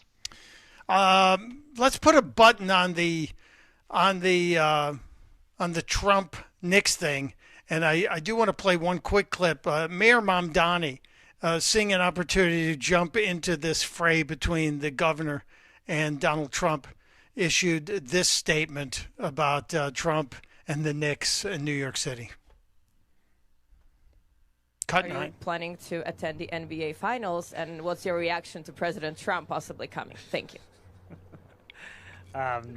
Look, I'll say one of the few things that the president and I agree on is not just that New York City is the greatest city in the world, but that we do want the Knicks to win the championship. And I can tell you in this city, the level of excitement across the 5 boroughs, it's like nothing many of us have seen for some time, and that's because of the fact that the last time we were in the finals, it was 1999. Ricky Martin's Livin' La Vida Loca was #1 in the charts. And we are so excited. You know, I'm hoping that Spurs and OKC just keep going to double OT and they take it to a Game 7 and they're exhausted by the end of this. I can't stand him. Mamdani just wants the Knicks to win so he can tax them more. That's really what it is. He's a big phony. Cannot stand this cat. Cannot stand him at all. Just really makes me angry. Let's save the Ebola update, but we do have the Donald Trump Marla Maples on the courtside interruption of Marv Albert. This one, just pay attention to what happens with Marla. Marv's 43rd birthday. Mazel tov, marvelous. Bob, thank you. Thank you so much. The staff doing its research, obviously, Matt. I'm just emotionally crushed by this. It should be pointed out. 43. Oh, it's your good friend Donald Trump, Matt. Donald, yes. My business partner. What does this say? Walk on. That's very nice. Marla, thank you very much. Thank you. Were you around for the last? Thank you. I told you never to bother me during the telecast. Very, very embarrassing. Thank you. I always thought that was creepy. Am I wrong on that one, DeSantis? That was a creepy moment, wasn't that? Yeah, that was weird. She just said hello. Just roll with it. He was the one that made it awkward. Yeah. Well, if you know the story about what happened after that with Marv Albert, you go put in the New York Post history search and look up Marv Albert and biting, and you'll see the weird story because he was the recipient of a whole lot of attention he did not want. And that seems to make that even creepier. All right, we'll take a break. We'll kick off the 4th hour just around the corner, and let's hit it with the Ebola update from the doctors on The View. I know I've been teasing it for a while, but trust me, it'll be worth it. It will be absolutely worth it. Ebola, Ebola, I don't want to know ya. Talk Radio 1210, WPHT. Download to see if you qualify. Not all customers will qualify. Transfer fees may apply. No Albert subscription required. Albert is not a bank. Albert Instant Loans are issued by FinWise Bank, member FDIC. Not an actual client. Terms apply. Kylie, what's wrong? I just got hit with a car repair bill. I'm behind on rent. So and we'll be I feel back like at I can 6. never save any money. Have you tried the Albert app? Albert is your financial 6:18. assistant, helping you find ways to save and create custom budgets to actually grow your money. He's gotta Plus, you can get up to record 5 $10,000 for big expenses, or advance up to $1,000 fast when you need cash right away. Albert can get me up to $10,000? Exactly. Albert spots you in a pinch and helps you grow your money in the long run. I'm downloading Albert right now. Download the Albert app and use promo code MONEY to borrow up to $10,000 for whatever you need. The Albert app helps you budget better and save more money so you reach your financial goals faster. Download the Albert app right now and use promo code MONEY to borrow up to $10,000. Use code MONEY to borrow up to $10,000. If clutter is costing you time, fix it right away. Closet Factory designs and installs custom storage for closets, pantries, and home offices. Schedule a free design consultation at closetfactory.com. Closetfactory.com. Our yoga instructor challenged us to find inner peace. I found it faster than anyone. After 4 seconds, I stood up and screamed, "I found Nirvana! I win!" They asked me to leave. I guess they don't respect winning. Bet365 does, though. New customers get $200 in bonus bets just for betting $10. Namaste, losers. Bet365. Winning is everything. Gambling problem? Call 1-800-GAMBLER. 21 plus only. Must be physically located in Pennsylvania. T&Cs apply. In-app only. When the doctor informed me that I had to be transplanted, I froze. I was in shock. Mr. Gatling was on dialysis. He had end-stage kidney failure. Transplants are some of the most complex procedures in medicine. I received a kidney transplant at Virtual Health. We are the only transplant center in South Jersey. I can stay in my own backyard. I thank them for keeping me alive. Virtual Health, the only transplant center in South Jersey. Here for good. Learn more at virtua.org. The working families of La Una Labor District Council of Pennsylvania, D.C., Maryland, and Virginia are proud contributors to all aspects of growth in this great city. The Labor District Council provides safe, well-trained, productive workers who enable projects to be done on time and under budget. We appreciate our signatory contractors and their commitment to fairness and equality. Laborers, we're building a better future today. Brought to you by the Laborers District Council Licit Fund. There's a reason the potato chips don't come in a clear bag. There's only 8 chips in this bag. That's why. It's only about 2/3 full. The rest is air. It's a lot like opening up your 401k at retirement. You get about 2/3 of it, and the rest goes to Uncle Sam. Jim Cipriotti at the Retire Ready Financial Group can help. His tax mapping process can help forecast what your tax bill will be in the future, and that way you can build a strategy now to potentially decrease your tax bill in retirement. In other words, more for you and less for Uncle Sam. Call today for your complimentary retirement tax mapping report, 610-894-7415. That's 610-894-7415, or find them online at retirereadyfg.com. And get Uncle Sam's greedy hands out of your retirement. Hey, you've had enough. With a complimentary tax mapping report from Jim Cipriotti. Investment advisory services offered through Retire Ready Wealth Management, a registered investment advisor. Insurance and annuities offered through James V. Cipriotti, Retire Ready Financial Group, LLC, NPN number 2083768. Spring is here, and so are the spring specials at Suburban Marble and Granite. Now is the perfect time to transform your home with premium stone and quality craftsmanship at up to 50% off. As they bring in more inventory, select styles and materials are available at incredible savings while supplies last. Don't miss this opportunity to upgrade your kitchen, bathroom, outdoor space, or custom project with stunning stone and expert installation. Take advantage of these limited time savings before they're gone. Suburban Marble and Granite. Endless possibilities, spectacular results. Visit suburbanmarble.com today. I'm Paul Cozy from Cozy Jewelers, and we're not your typical jewelry store. We're a family-owned jeweler and manufacturer, crafting nearly every piece right here in-house. When you shop with us, you're getting a curated, custom design experience, not just a selection of cases on a shelf. That means every piece is personal, crafted with care, and made to last. If you want something different, truly unique, and made just for you, this is fine jewelry the way it's meant to be. Come see us in Newtown Square and step up to the 5th C. Color, cut, clarity, carat, and... Tickets on sale now at theborgata.com. Don't miss Jason Mraz. Your heart's rhythm is what keeps you moving through life. And when AFib throws it off, heart, don't take chances. DemandDeborah.org. WPHT, HD, WOGL, HD3, Philadelphia. From the Piazza Premium Automobile Studios. Powering your drive with 10 brands and 20 locations. Always live on the free Odyssey app. Free speech lives here. The WPHT Afternoon Show. Mike Opelka hits the air at 3, talking politics and history, delivering his takes, always with a grin, but don't play Christopher Cross when you're around him. Sailing through the afternoon again, Michael Opelka and his 1210 friends. But every time the studio door swings wide, you catch him humming right like the wind inside. The afternoon show just can't be beat when Michael Opelka brings heat.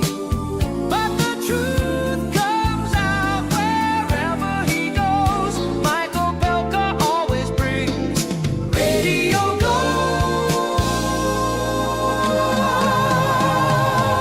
Sailing through afternoon drive with Mike on 1210. Do I have to bring out a backgammon board now?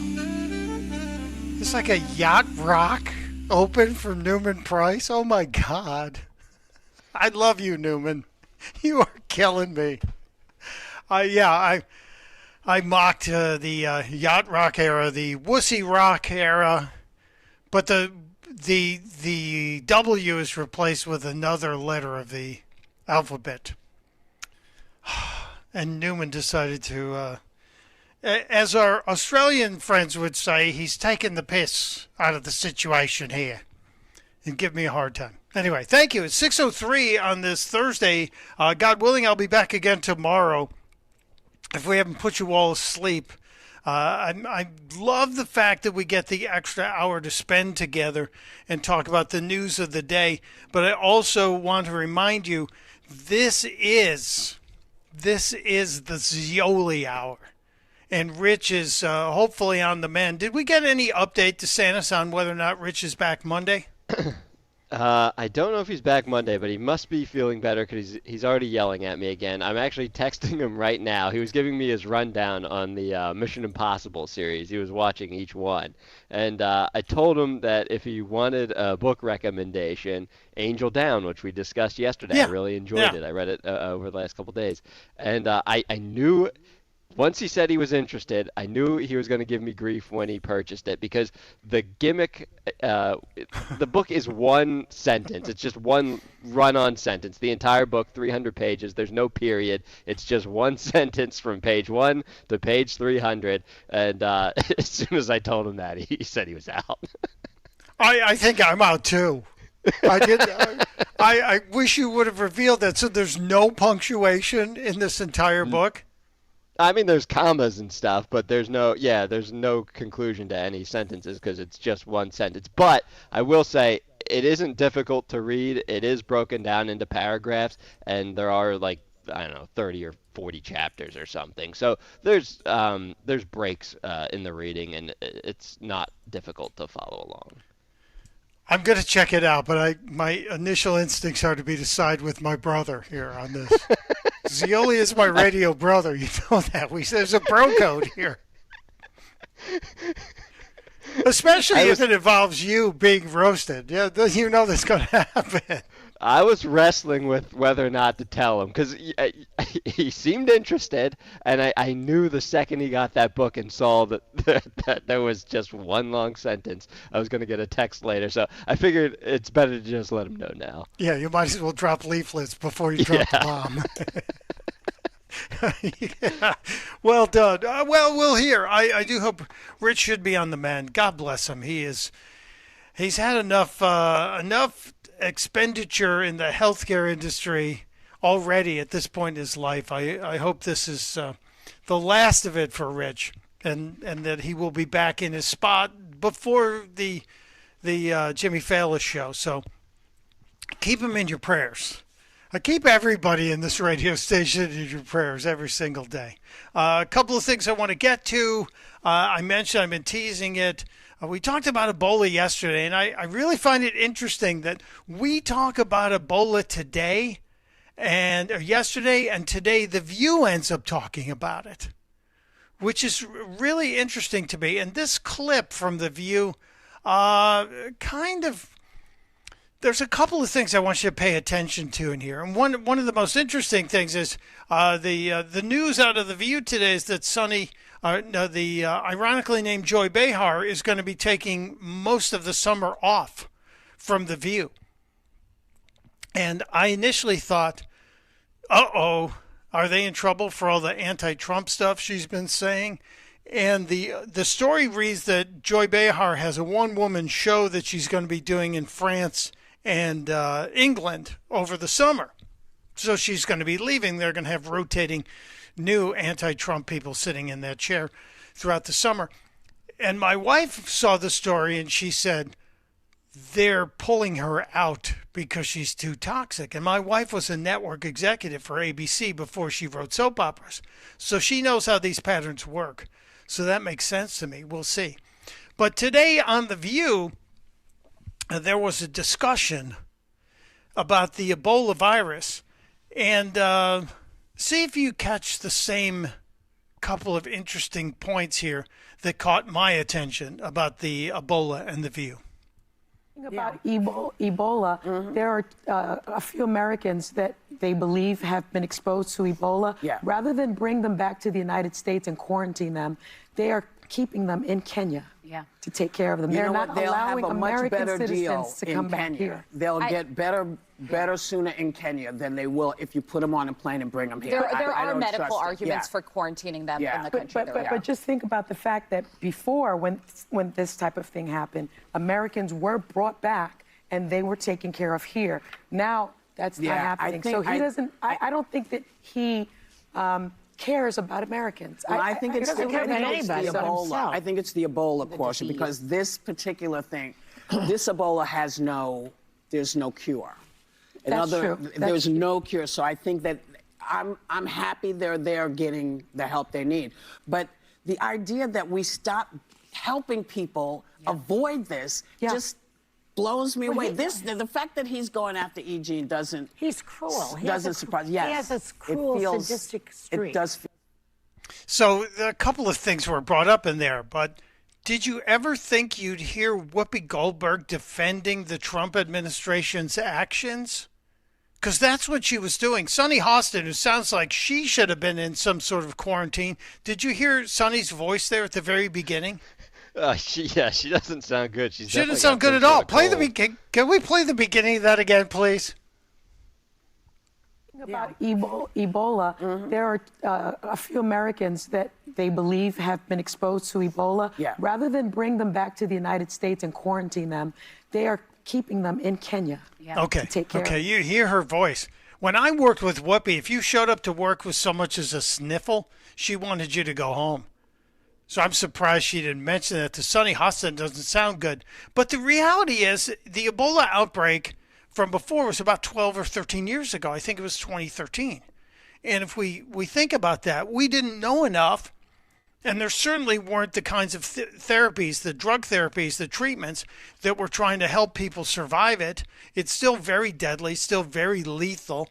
It still kills a lot of the people that get it. But the best thing to do is get the people who have been exposed to a clinic and bring the drugs to them rather than force them to travel and expose other people. But the idiots on The View can't see that. The Sunny Hostins of the world are saying, oh, no. They're going to keep them in Kenya because they don't care about them. And at least Whoopi said they're getting better treatment there. I was really surprised by that. But, of course, the ironically named Joy Behar is saying, well, he's cruel. He's cruel. No. As a matter of fact, do you have the Marco Rubio quote about Ebola from yesterday, DeSantis? If you don't have it handy, I have just the audio. I don't. Yeah, I got this. We'll use yours. Let me play this. Something else that I know is concerning people, because it's on the news, is Ebola. Our number one obligation, we're involved in foreign policy, but even our foreign policy, the number one priority of our foreign policy is to protect the American people. We cannot and will not allow any cases of Ebola to enter the United States. And so the State Department and other agencies represented here, the Centers for Disease Control, HHS, others, are working very, very hard to contain this crisis to the countries where it's currently located, particularly the Democratic Republic of the Congo. Yeah, so we rushed resources to the region So for all the people on The View saying, oh, we're not helping those people, we rushed resources there. And the American doctor who was fighting this thing, and I think he's still fighting it, he was hospitalized there in order to get the resources to him. When we found some of the therapies that worked during the last outbreak of the people who came here, we now have stockpiled those. So anyone who experiences an Ebola outbreak gets those resources sent to them instead of having to put everybody else at risk when you transmit a patient, even if you put them in a biohazard containment suit and try and take them around the world. It just, these people are so idiotic. They don't understand. They don't have any common sense. Although every now and then they do have common sense. The View, the same bobos on The View, actually called out Low T Tallarico when they're talking about this guy. And it's, again, Sonny Hostin. I was surprised that this happened on The View today. Cut 14, please. I want to ask you about your record as a state legislator, because they have reviewed your legislative history and you've missed over 800 votes during your time in the State House. Why did you miss the votes, and why should voters allow you to represent their interests statewide when some are saying you did not represent your district? And this is a Republican talking point because Correct. I broke quorum twice with my Democratic colleagues to protest this redistricting power Correct. grab, to protest their voter suppression. And so I wasn't on the floor to take these votes because I was trying to stop them from passing these voter suppression efforts. Mm-hmm. And so they try to then take a look at all the votes that I missed, when in reality I was doing my job. Were you really? You missed over 800 votes, if we want to get down to it. So nice try. The interesting thing, this guy is this Tallarico guy who has made an appearance on The View. They're going to try and support him. I'll make a prediction that once Tallarico's campaign starts faltering, the media will start pushing him off. They'll put him on an ice floe and shove him out into the ocean. But he's one of these Democrats that, God forbid, he get elected and the Democrats get control of the Senate again. They will do things that we are not going to like. He talked about abolishing the filibuster in the Senate so they could pass bold pieces of legislation to protect the rights of workers. Check it out, cut 15. We should abolish the filibuster in the U.S. Senate so that we can actually pass these kinds of bold pieces of legislation that are going to protect the rights of workers. Again, always look at our records, because at the state level, I fought tooth and nail against the Death Star bill that robbed workers of their ability to have basic water breaks in the extreme heat. And so that's exactly what we got to do at the federal level. Workers are under attack. And by the way, these Republican extremists who are pushing these kind of bills claim to be devout Christians. But if you read Matthew 25, Jesus tells his followers, "Depart from me, for I was thirsty, and you refused to give me a drink." To see these kind of self-righteous Republicans rob people of the opportunity to get a drink of water when we have 100-degree heat, to me is not only unchristian, it is immoral, it is repugnant, and we need leaders in the U.S. Senate who are going to call it out. I didn't realize they were using my bell in the debate. I get to use my bell. I think this guy's not going to have a successful campaign. Even though the Republican candidate is quite flawed, I think this guy is a joke. And again, as I said, you can't have a vegan as a senator from the state of Texas. Taking a break, we have a lot more to get to, including my friend Jim Stovall has his latest Winner's Wisdom column. We'll talk about his new book, My Travels with Steinbeck. It's all happening right here on Talk Radio 1210 I forgot, didn't I? The View story on Ebola is the Veneria Dental story of the day.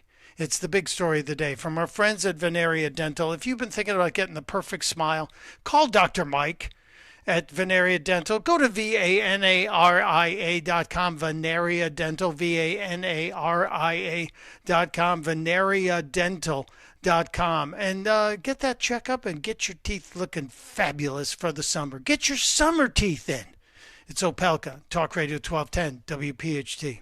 Patrick was way behind on his IRS taxes. I was in way over my head. The total amount ended up being somewhere just over $30,000. $30,000. Then the IRS came to collect. Started getting letter after letter. A lien had been filed against me. They were going to basically hang me completely out to dry. He had to do something. That's when I reached out to Optima Tax Relief. Patrick's life quickly got a lot easier. It was very easy, pretty much hands off. They picked up the ball and ran with it. And how'd it go? I couldn't believe it. I had to ask 2 or 3 times. I saved an incredible amount of money. How does Patrick feel about Optima? Couldn't be happier. They definitely helped me. Optima Tax Relief, the best place to call. They're the best in the business. Do what Patrick did and call Optima Tax Relief for a free consultation. Call 800-354-2840. 800-354-2840. 800-354-2840. Optima Tax Relief. Testimonial from an actual client. Some restrictions apply. For complete details, please visit OptimaTaxRelief.com. In Philadelphia, Chase is proud to root for the home team because they're our team too. We cheer from the bleachers and on the sidelines. We cheer for gymnasts and quarterbacks. And with more than 80 local Chase branches and 5,000 nationwide, we are right beside you, Philadelphia. Neighborhood bankers, digital tools, national strength. Chase, make more of what's yours. JP Morgan Chase Bank, N.A. member FDIC. Recently, our company's softball team lost the big game by 1 run. Then Dale tried to console us with the quote, "Winning isn't everything." Dale's a loser. I play to win, like early payout from Bet365. If my team goes up big, I get paid out instantly, even if they blow the lead later. Sound familiar, Dale? Bet365. Winning is everything. Gambling problem? Call 1-800-GAMBLER. 21 plus only. Must be physically located in Pennsylvania. T&Cs apply. In-app only. Hey, this is Larry Steinhaus with Investor Schooling. Listen, I know sometimes you worry about coming to see me because you don't want to invest in real estate, because you don't want to deal with toilets, trash, or tenants. I'm going to teach you a way that you don't have to deal with toilets, trash, or tenants, or even own any real estate and invest in real estate at the same time.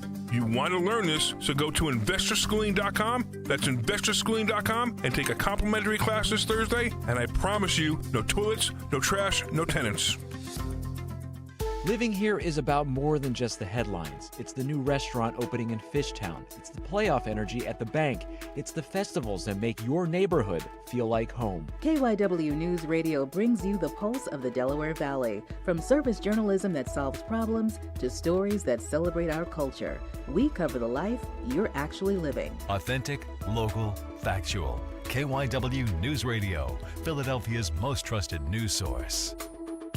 Get rid of those flimsy tablets and slow computers and get your team the game changer and point-of-sale solutions for restaurants, casinos, and bars, PDQ POS. Their state-of-the-art technology ensures that transactions are swift, secure, and hassle-free. PDQ Signature Systems is not just a POS system, it's a complete business management solution. Join the thousands of companies that have made the switch and upgraded to a customized POS solution from PDQ Signature Systems. Visit PDQPOS.com.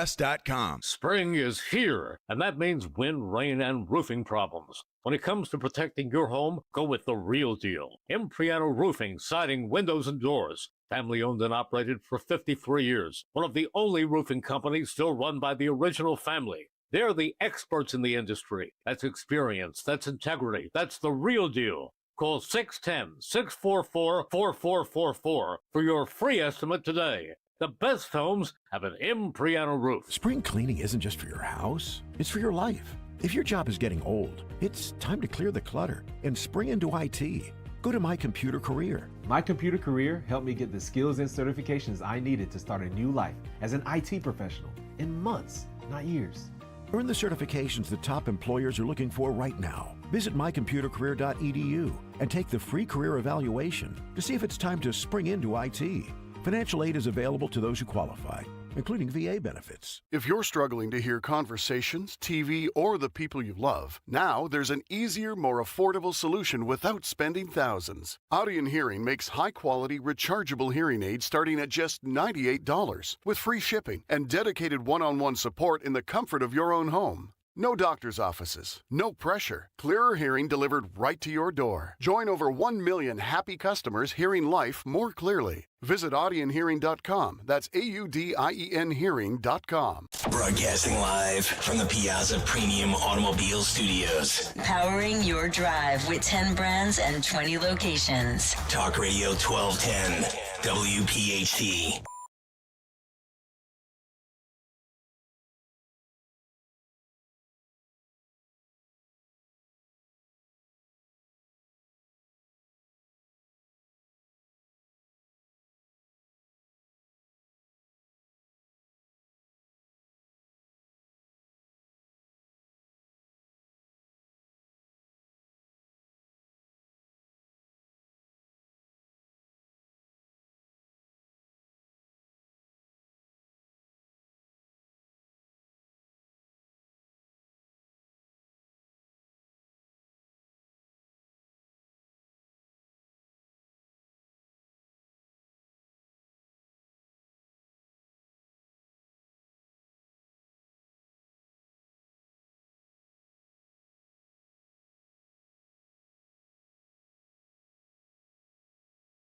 Thank you for being here. Somebody said I look skinny.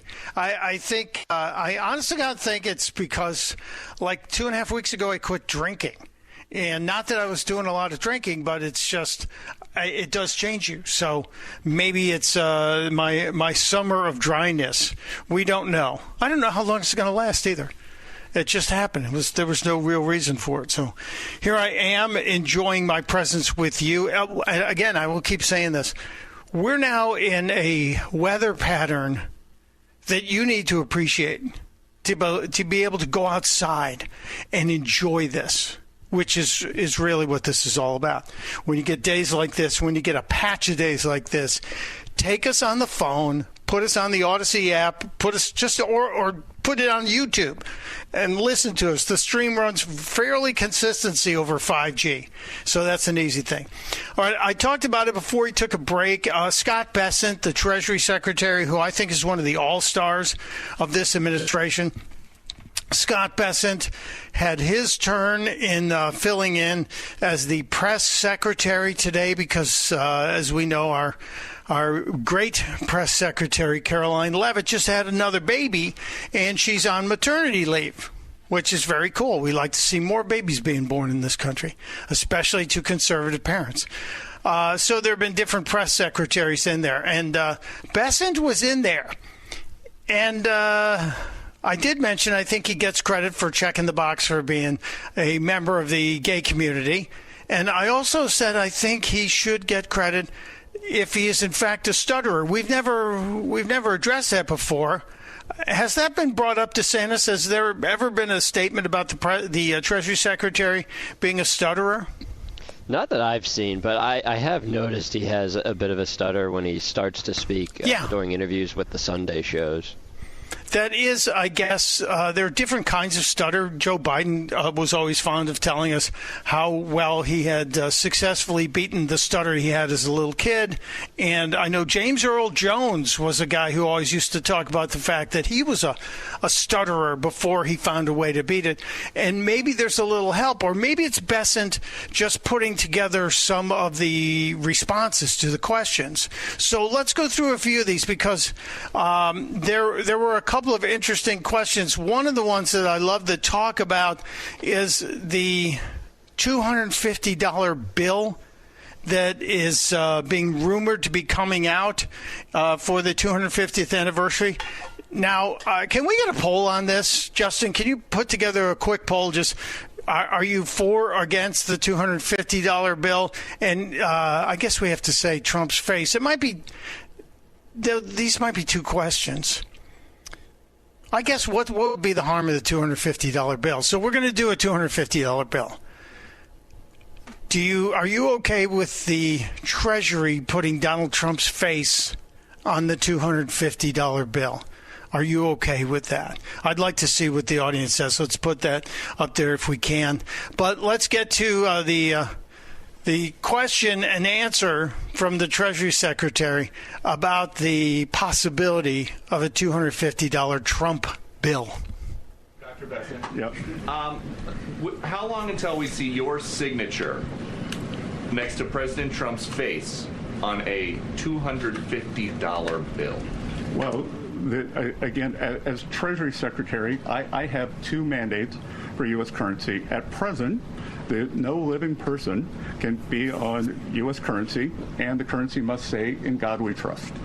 So right now there is proposed legislation in front of the House, in front of the Senate, to change the first requirement so that a living person, Donald J. Trump, could be on a $250 bill. So it's all in the hands of the, it's all up on Capitol Hill.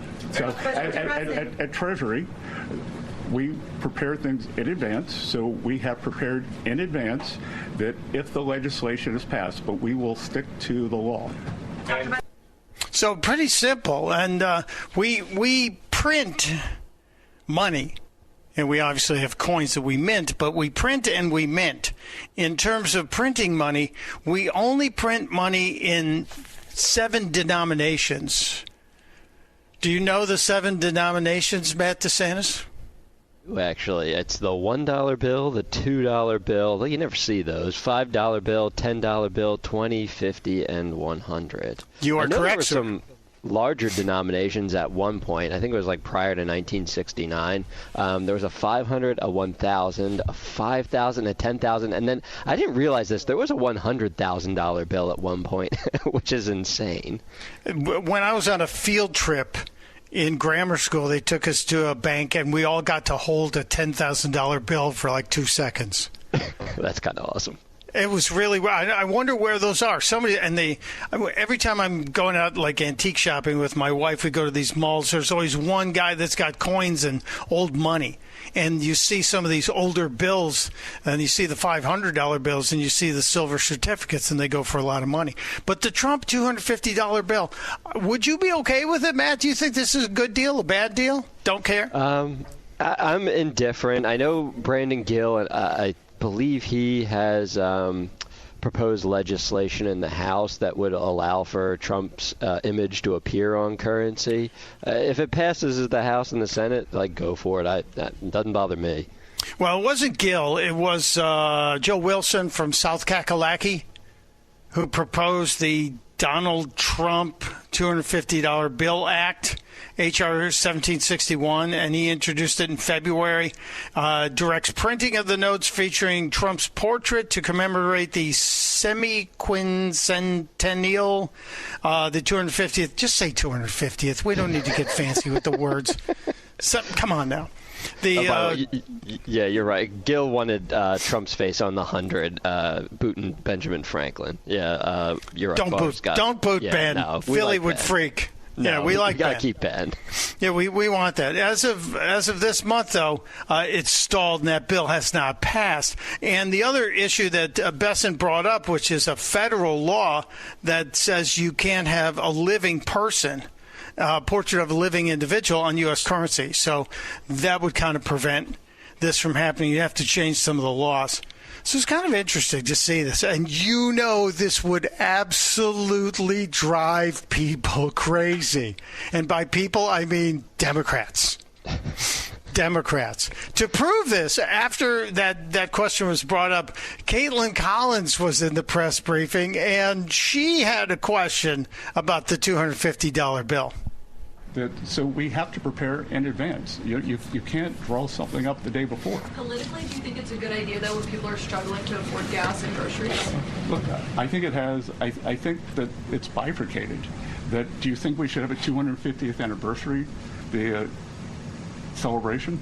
Well, that's happening anyway, but putting the president's face on a $250 bill is a choice. But Caitlin, it's not happening anyway. It's happening because it's being funded by private citizens, by the federal government, by state governments, by municipal governments to celebrate our country. And I don't think that there's anything untoward about having the President of the United States, the person who was President of the United States, on the 250th anniversary bill.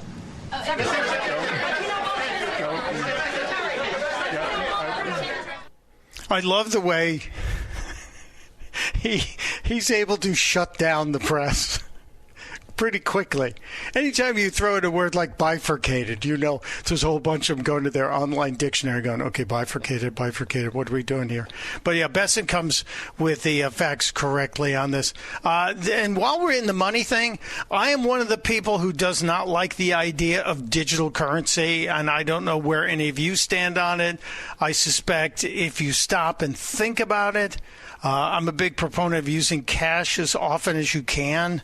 If we start depending on using either just a tap of something or showing your phone instead of keeping money flowing through the system, eventually the people that control the money will be able to control the money and stop people from spending it. It all goes back to what China's been doing with the social credit score stuff.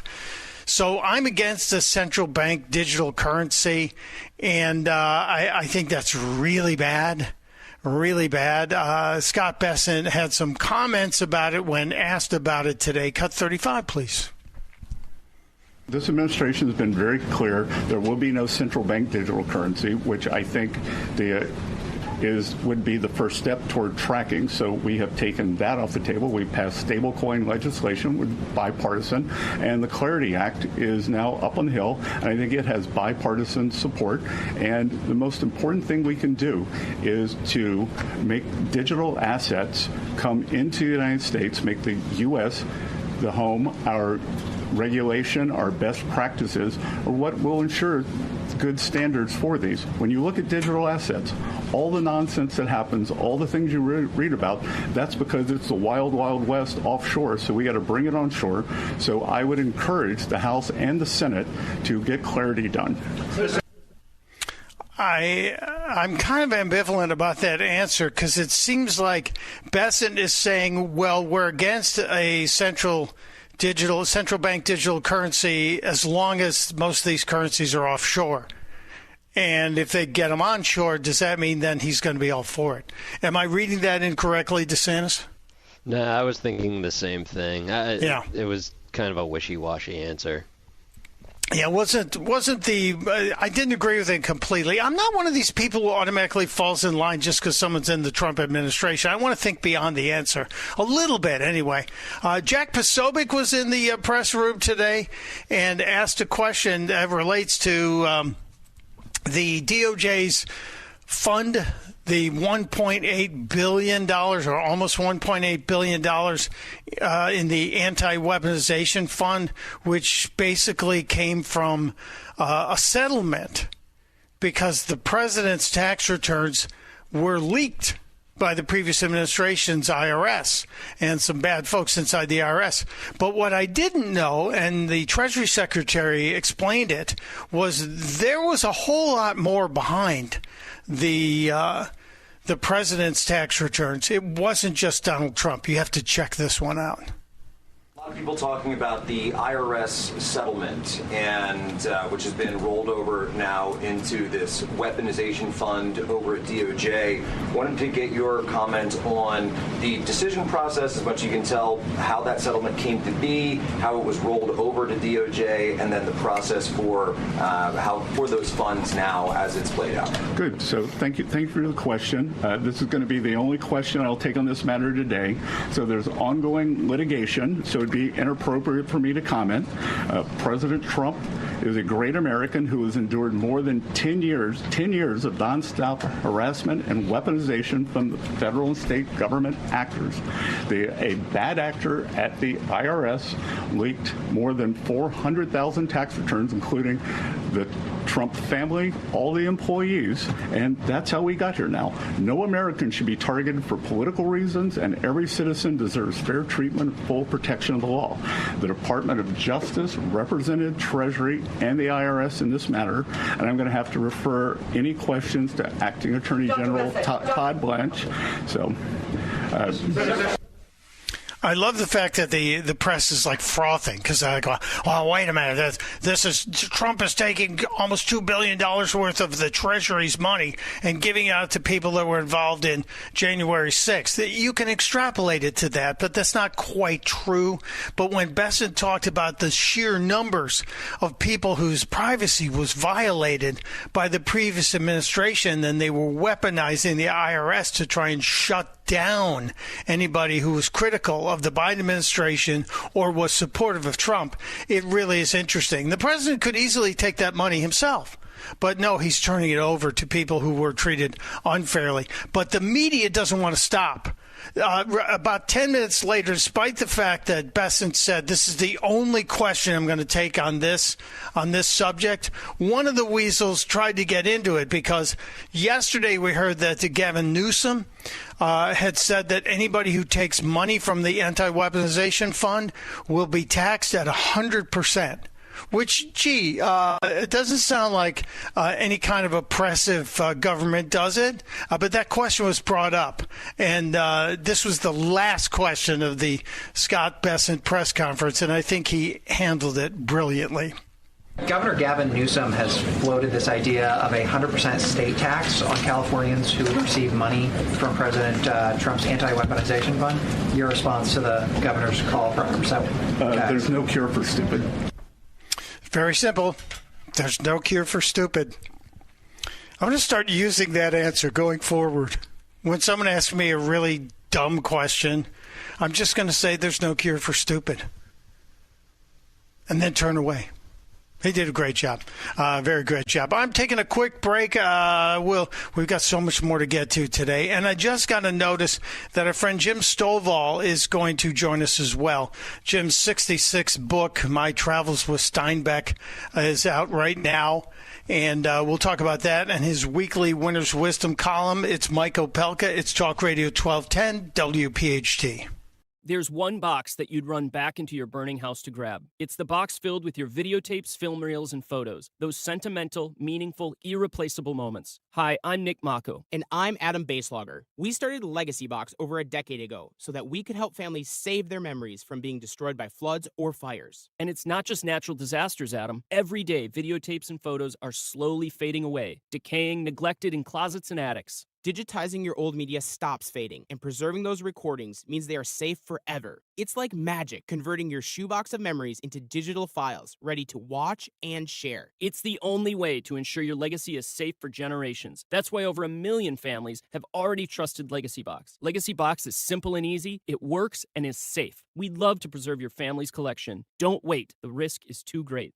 Visit legacybox.com/radio to save 50%. That's legacybox.com/radio to get started and save. legacybox.com/radio. Hey, it's Nick. Transform any living space for summer, indoors or out during the Memorial Day sale at Bucks County Estate Traders. Their showroom is filled with high quality, built to last furniture, and I love the incredible variety. No matter your style, you will find beautiful pieces for every room in your home, plus a huge selection of patio and sunroom furniture. Save 20 to 50% store-wide. The sale runs now through the 31st, so don't miss it. Visit BucksCountyEstateTraders.com or their huge showroom in Hatfield. Tell them Nick sent you. Is reviewing life insurance on your to-do list? Now's the perfect time to add it. A friend recently told me that securing life insurance sooner rather than later can help you lock in lower rates for years to come. So I bumped this up on my list and got it done. I called SelectQuote and couldn't believe how easy and affordable life insurance is. I'm 40 and got a $500,000 policy for $16 a month. My husband's also 40 and his $500,000 policy was only $18 a month. Plus, with SelectQuote's same-day coverage, there was no medical exam required, and we were covered by the time we hung up. Knowing I have this checked off my list feels amazing, but the peace of mind knowing my family is protected feels even better. Call SelectQuote at 1-800-329-1010. That's 1-800-329-1010. Or go to SelectQuote.com to get your free quote today. That's 1-800-329-1010. Details on example rate at SelectQuote.com. Now you can listen to Talk Radio 1210 WPHT on the iHeartRadio app.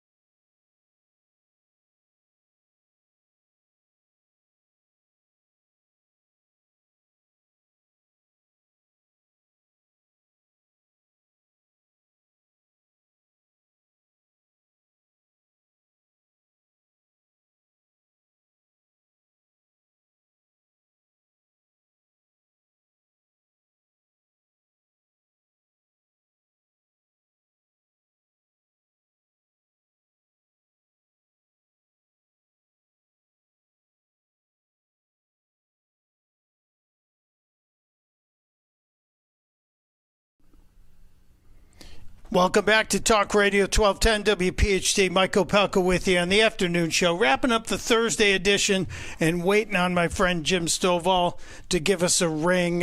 Jim is one of the most amazing people I've had the pleasure to know in my life. I haven't met him physically, so I've never seen him. And he's never seen me either because he's a blind guy. Jim Stovall lost his sight as a young adult and turned his career from weightlifting, where he was a world champ in weightlifting and almost an Olympic champion, but we dropped out of those games when he was scheduled to participate. Jim Stovall turned his life around and became an author, and he's written more than 60 books that have been published, 9 of them turned into movies. His latest book, My Travels with Steinbeck, has triggered this week's Winner's Wisdom column, which is what I talk with Jim about almost every week. He writes a nugget of inspiration every single week called Winner's Wisdom. He puts it up on his JimStovall.com website. It also goes out in emails. You can get it yourself. It's there. And then we kind of chat about it and dive into it a little bit deeper. But Jim, thanks for being here today. This week's column inspired by the book, My Travels with Steinbeck? Yeah, this came out of the Steinbeck book, actually. It's interesting because last year I had planned to write 2 books that year, and it ended up being a ridiculous 6-book year. And I remember I'd finished the 5th book in the fall, and I told my publisher something to the effect, if William Shakespeare comes back to life and calls you personally and wants to write with Jim Stovall, tell him it'll be spring of next year. I'm not writing anything else. And then, as God is my witness, that evening, a friend of mine in Boston called me, financial guy, and he said, did you ever read John Steinbeck's book, Travels with Charlie?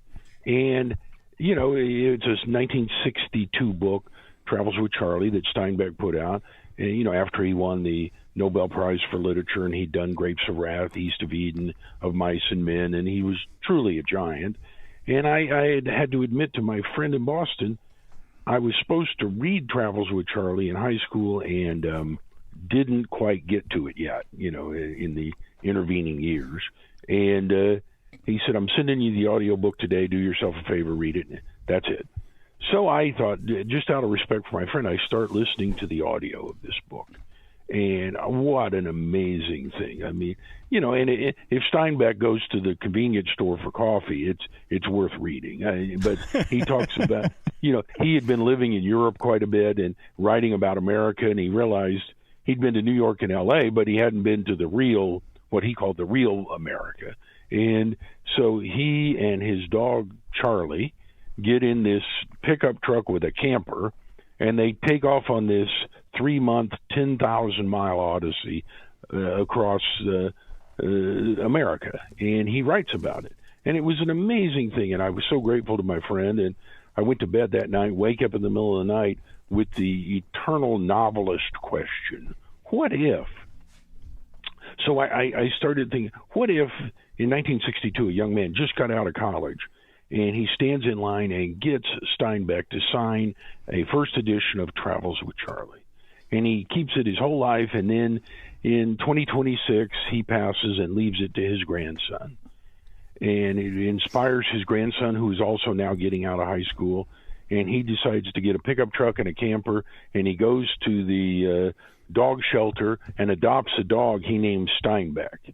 And this young man and his dog Steinbeck take off on their own odyssey. And my book, Travels with Steinbeck, that's what it's about. And my hope is people will learn from John Steinbeck, and they will want to go read some of his other works. Well, we get back to the question, and in doing my research with John Steinbeck, I found a series of letters he had written to Ernest Hemingway and F. Scott Fitzgerald. And when you do what I do, and there's something from Hemingway and Fitzgerald to Steinbeck, you kind of pay attention. This is like Murderers Row on the Yankees. I mean, we're not kidding around. These are the heavyweights. And they were all expressing their admiration for Mark Twain. So I thought I need to go check that. And one of the things they admired was a question Twain had posed, or what are the two most important days of your life? And he said, it's the day you were born and the day you find out why. And why becomes the basis of so many things. And in our society, we want to know how to do something, when to do it, where to do it, who to do it with. But we rarely get back to, why are we doing this?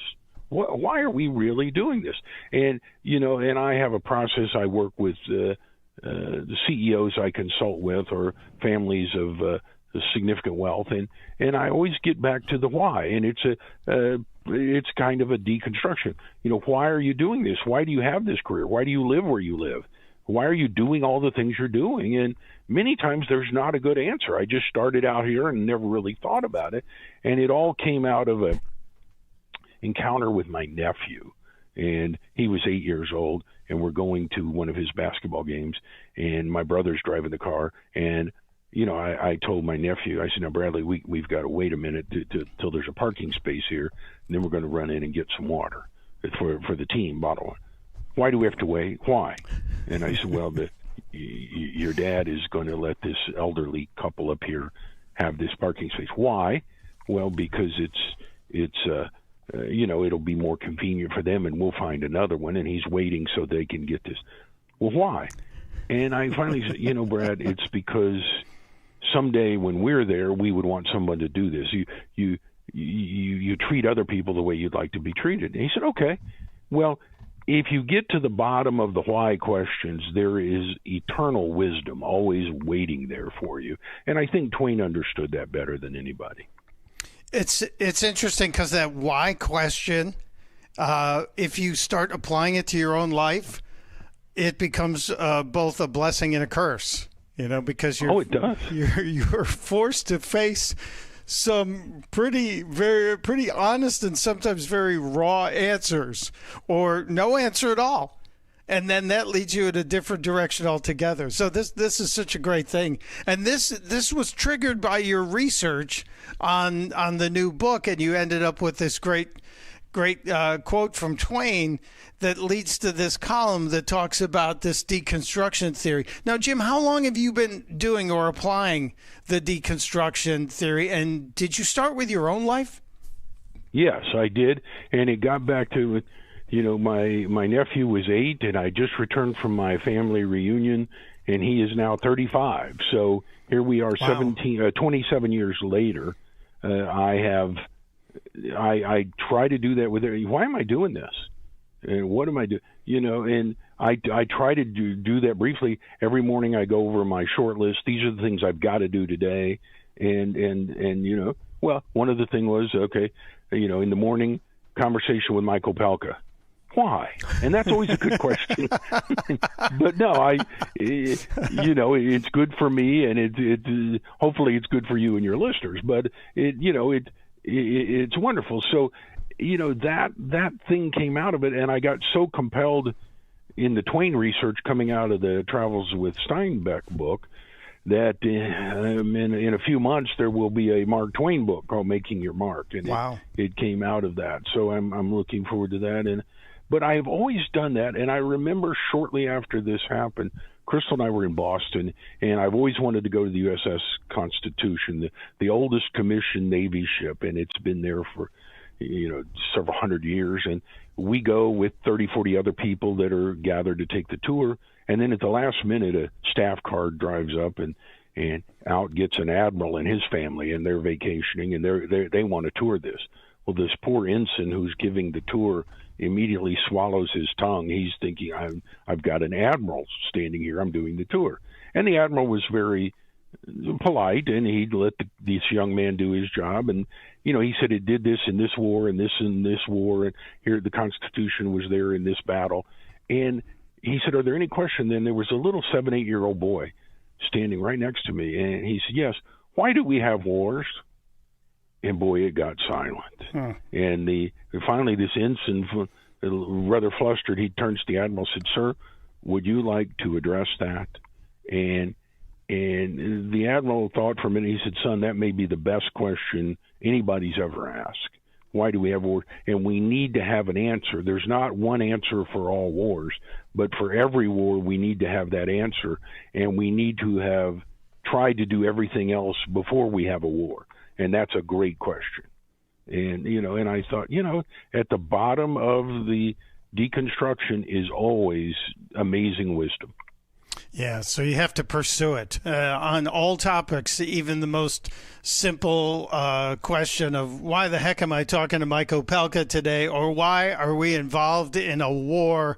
You got to keep asking the question why, and it'll help you prioritize. It'll also help you make your decisions a lot quicker.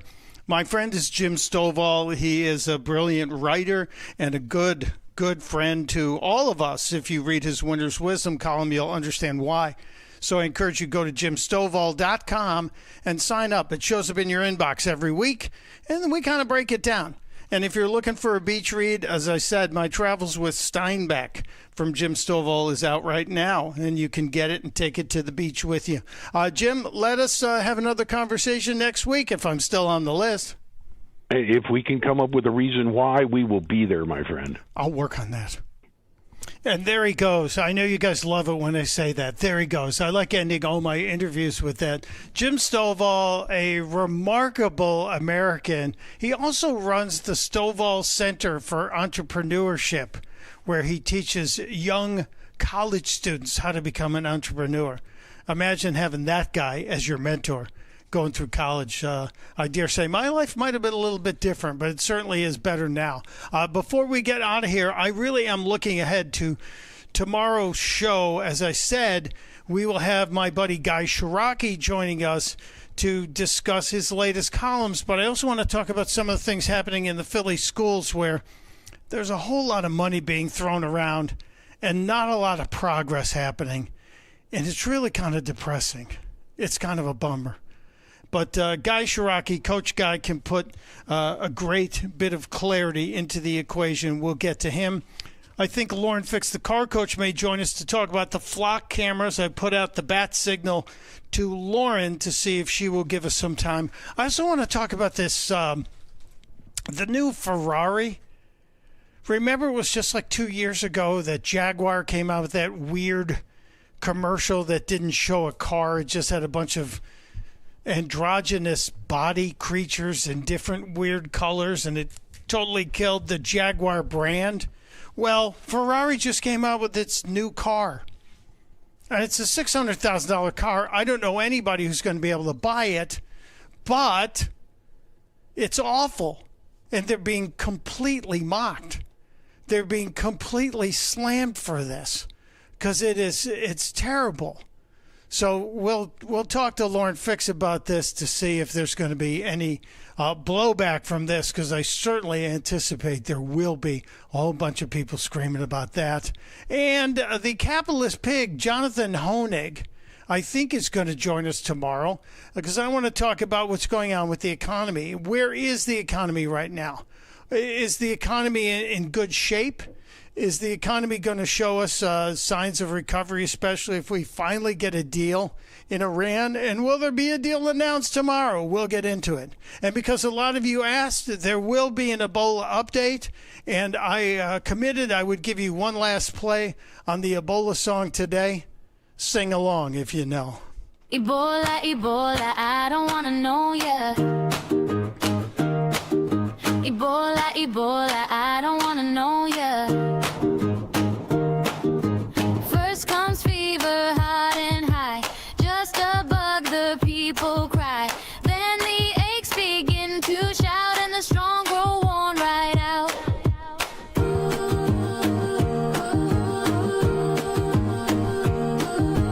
Whisper rumors, fear runs wild, fever takes the weak and mild, and the strong ones organs liquefy, but where blood should not run dry. Liquefying organs, children scream like a nightmare nursery dream. Bleeding out and fading slow, that's the road you don't want to go. Clap your hands and count to 10, hope we never meet again. Wash up well and don't deny, some bad fevers don't pass by. Ebola, Ebola, I don't want to know ya. Ebola, Ebola, I don't want to know ya.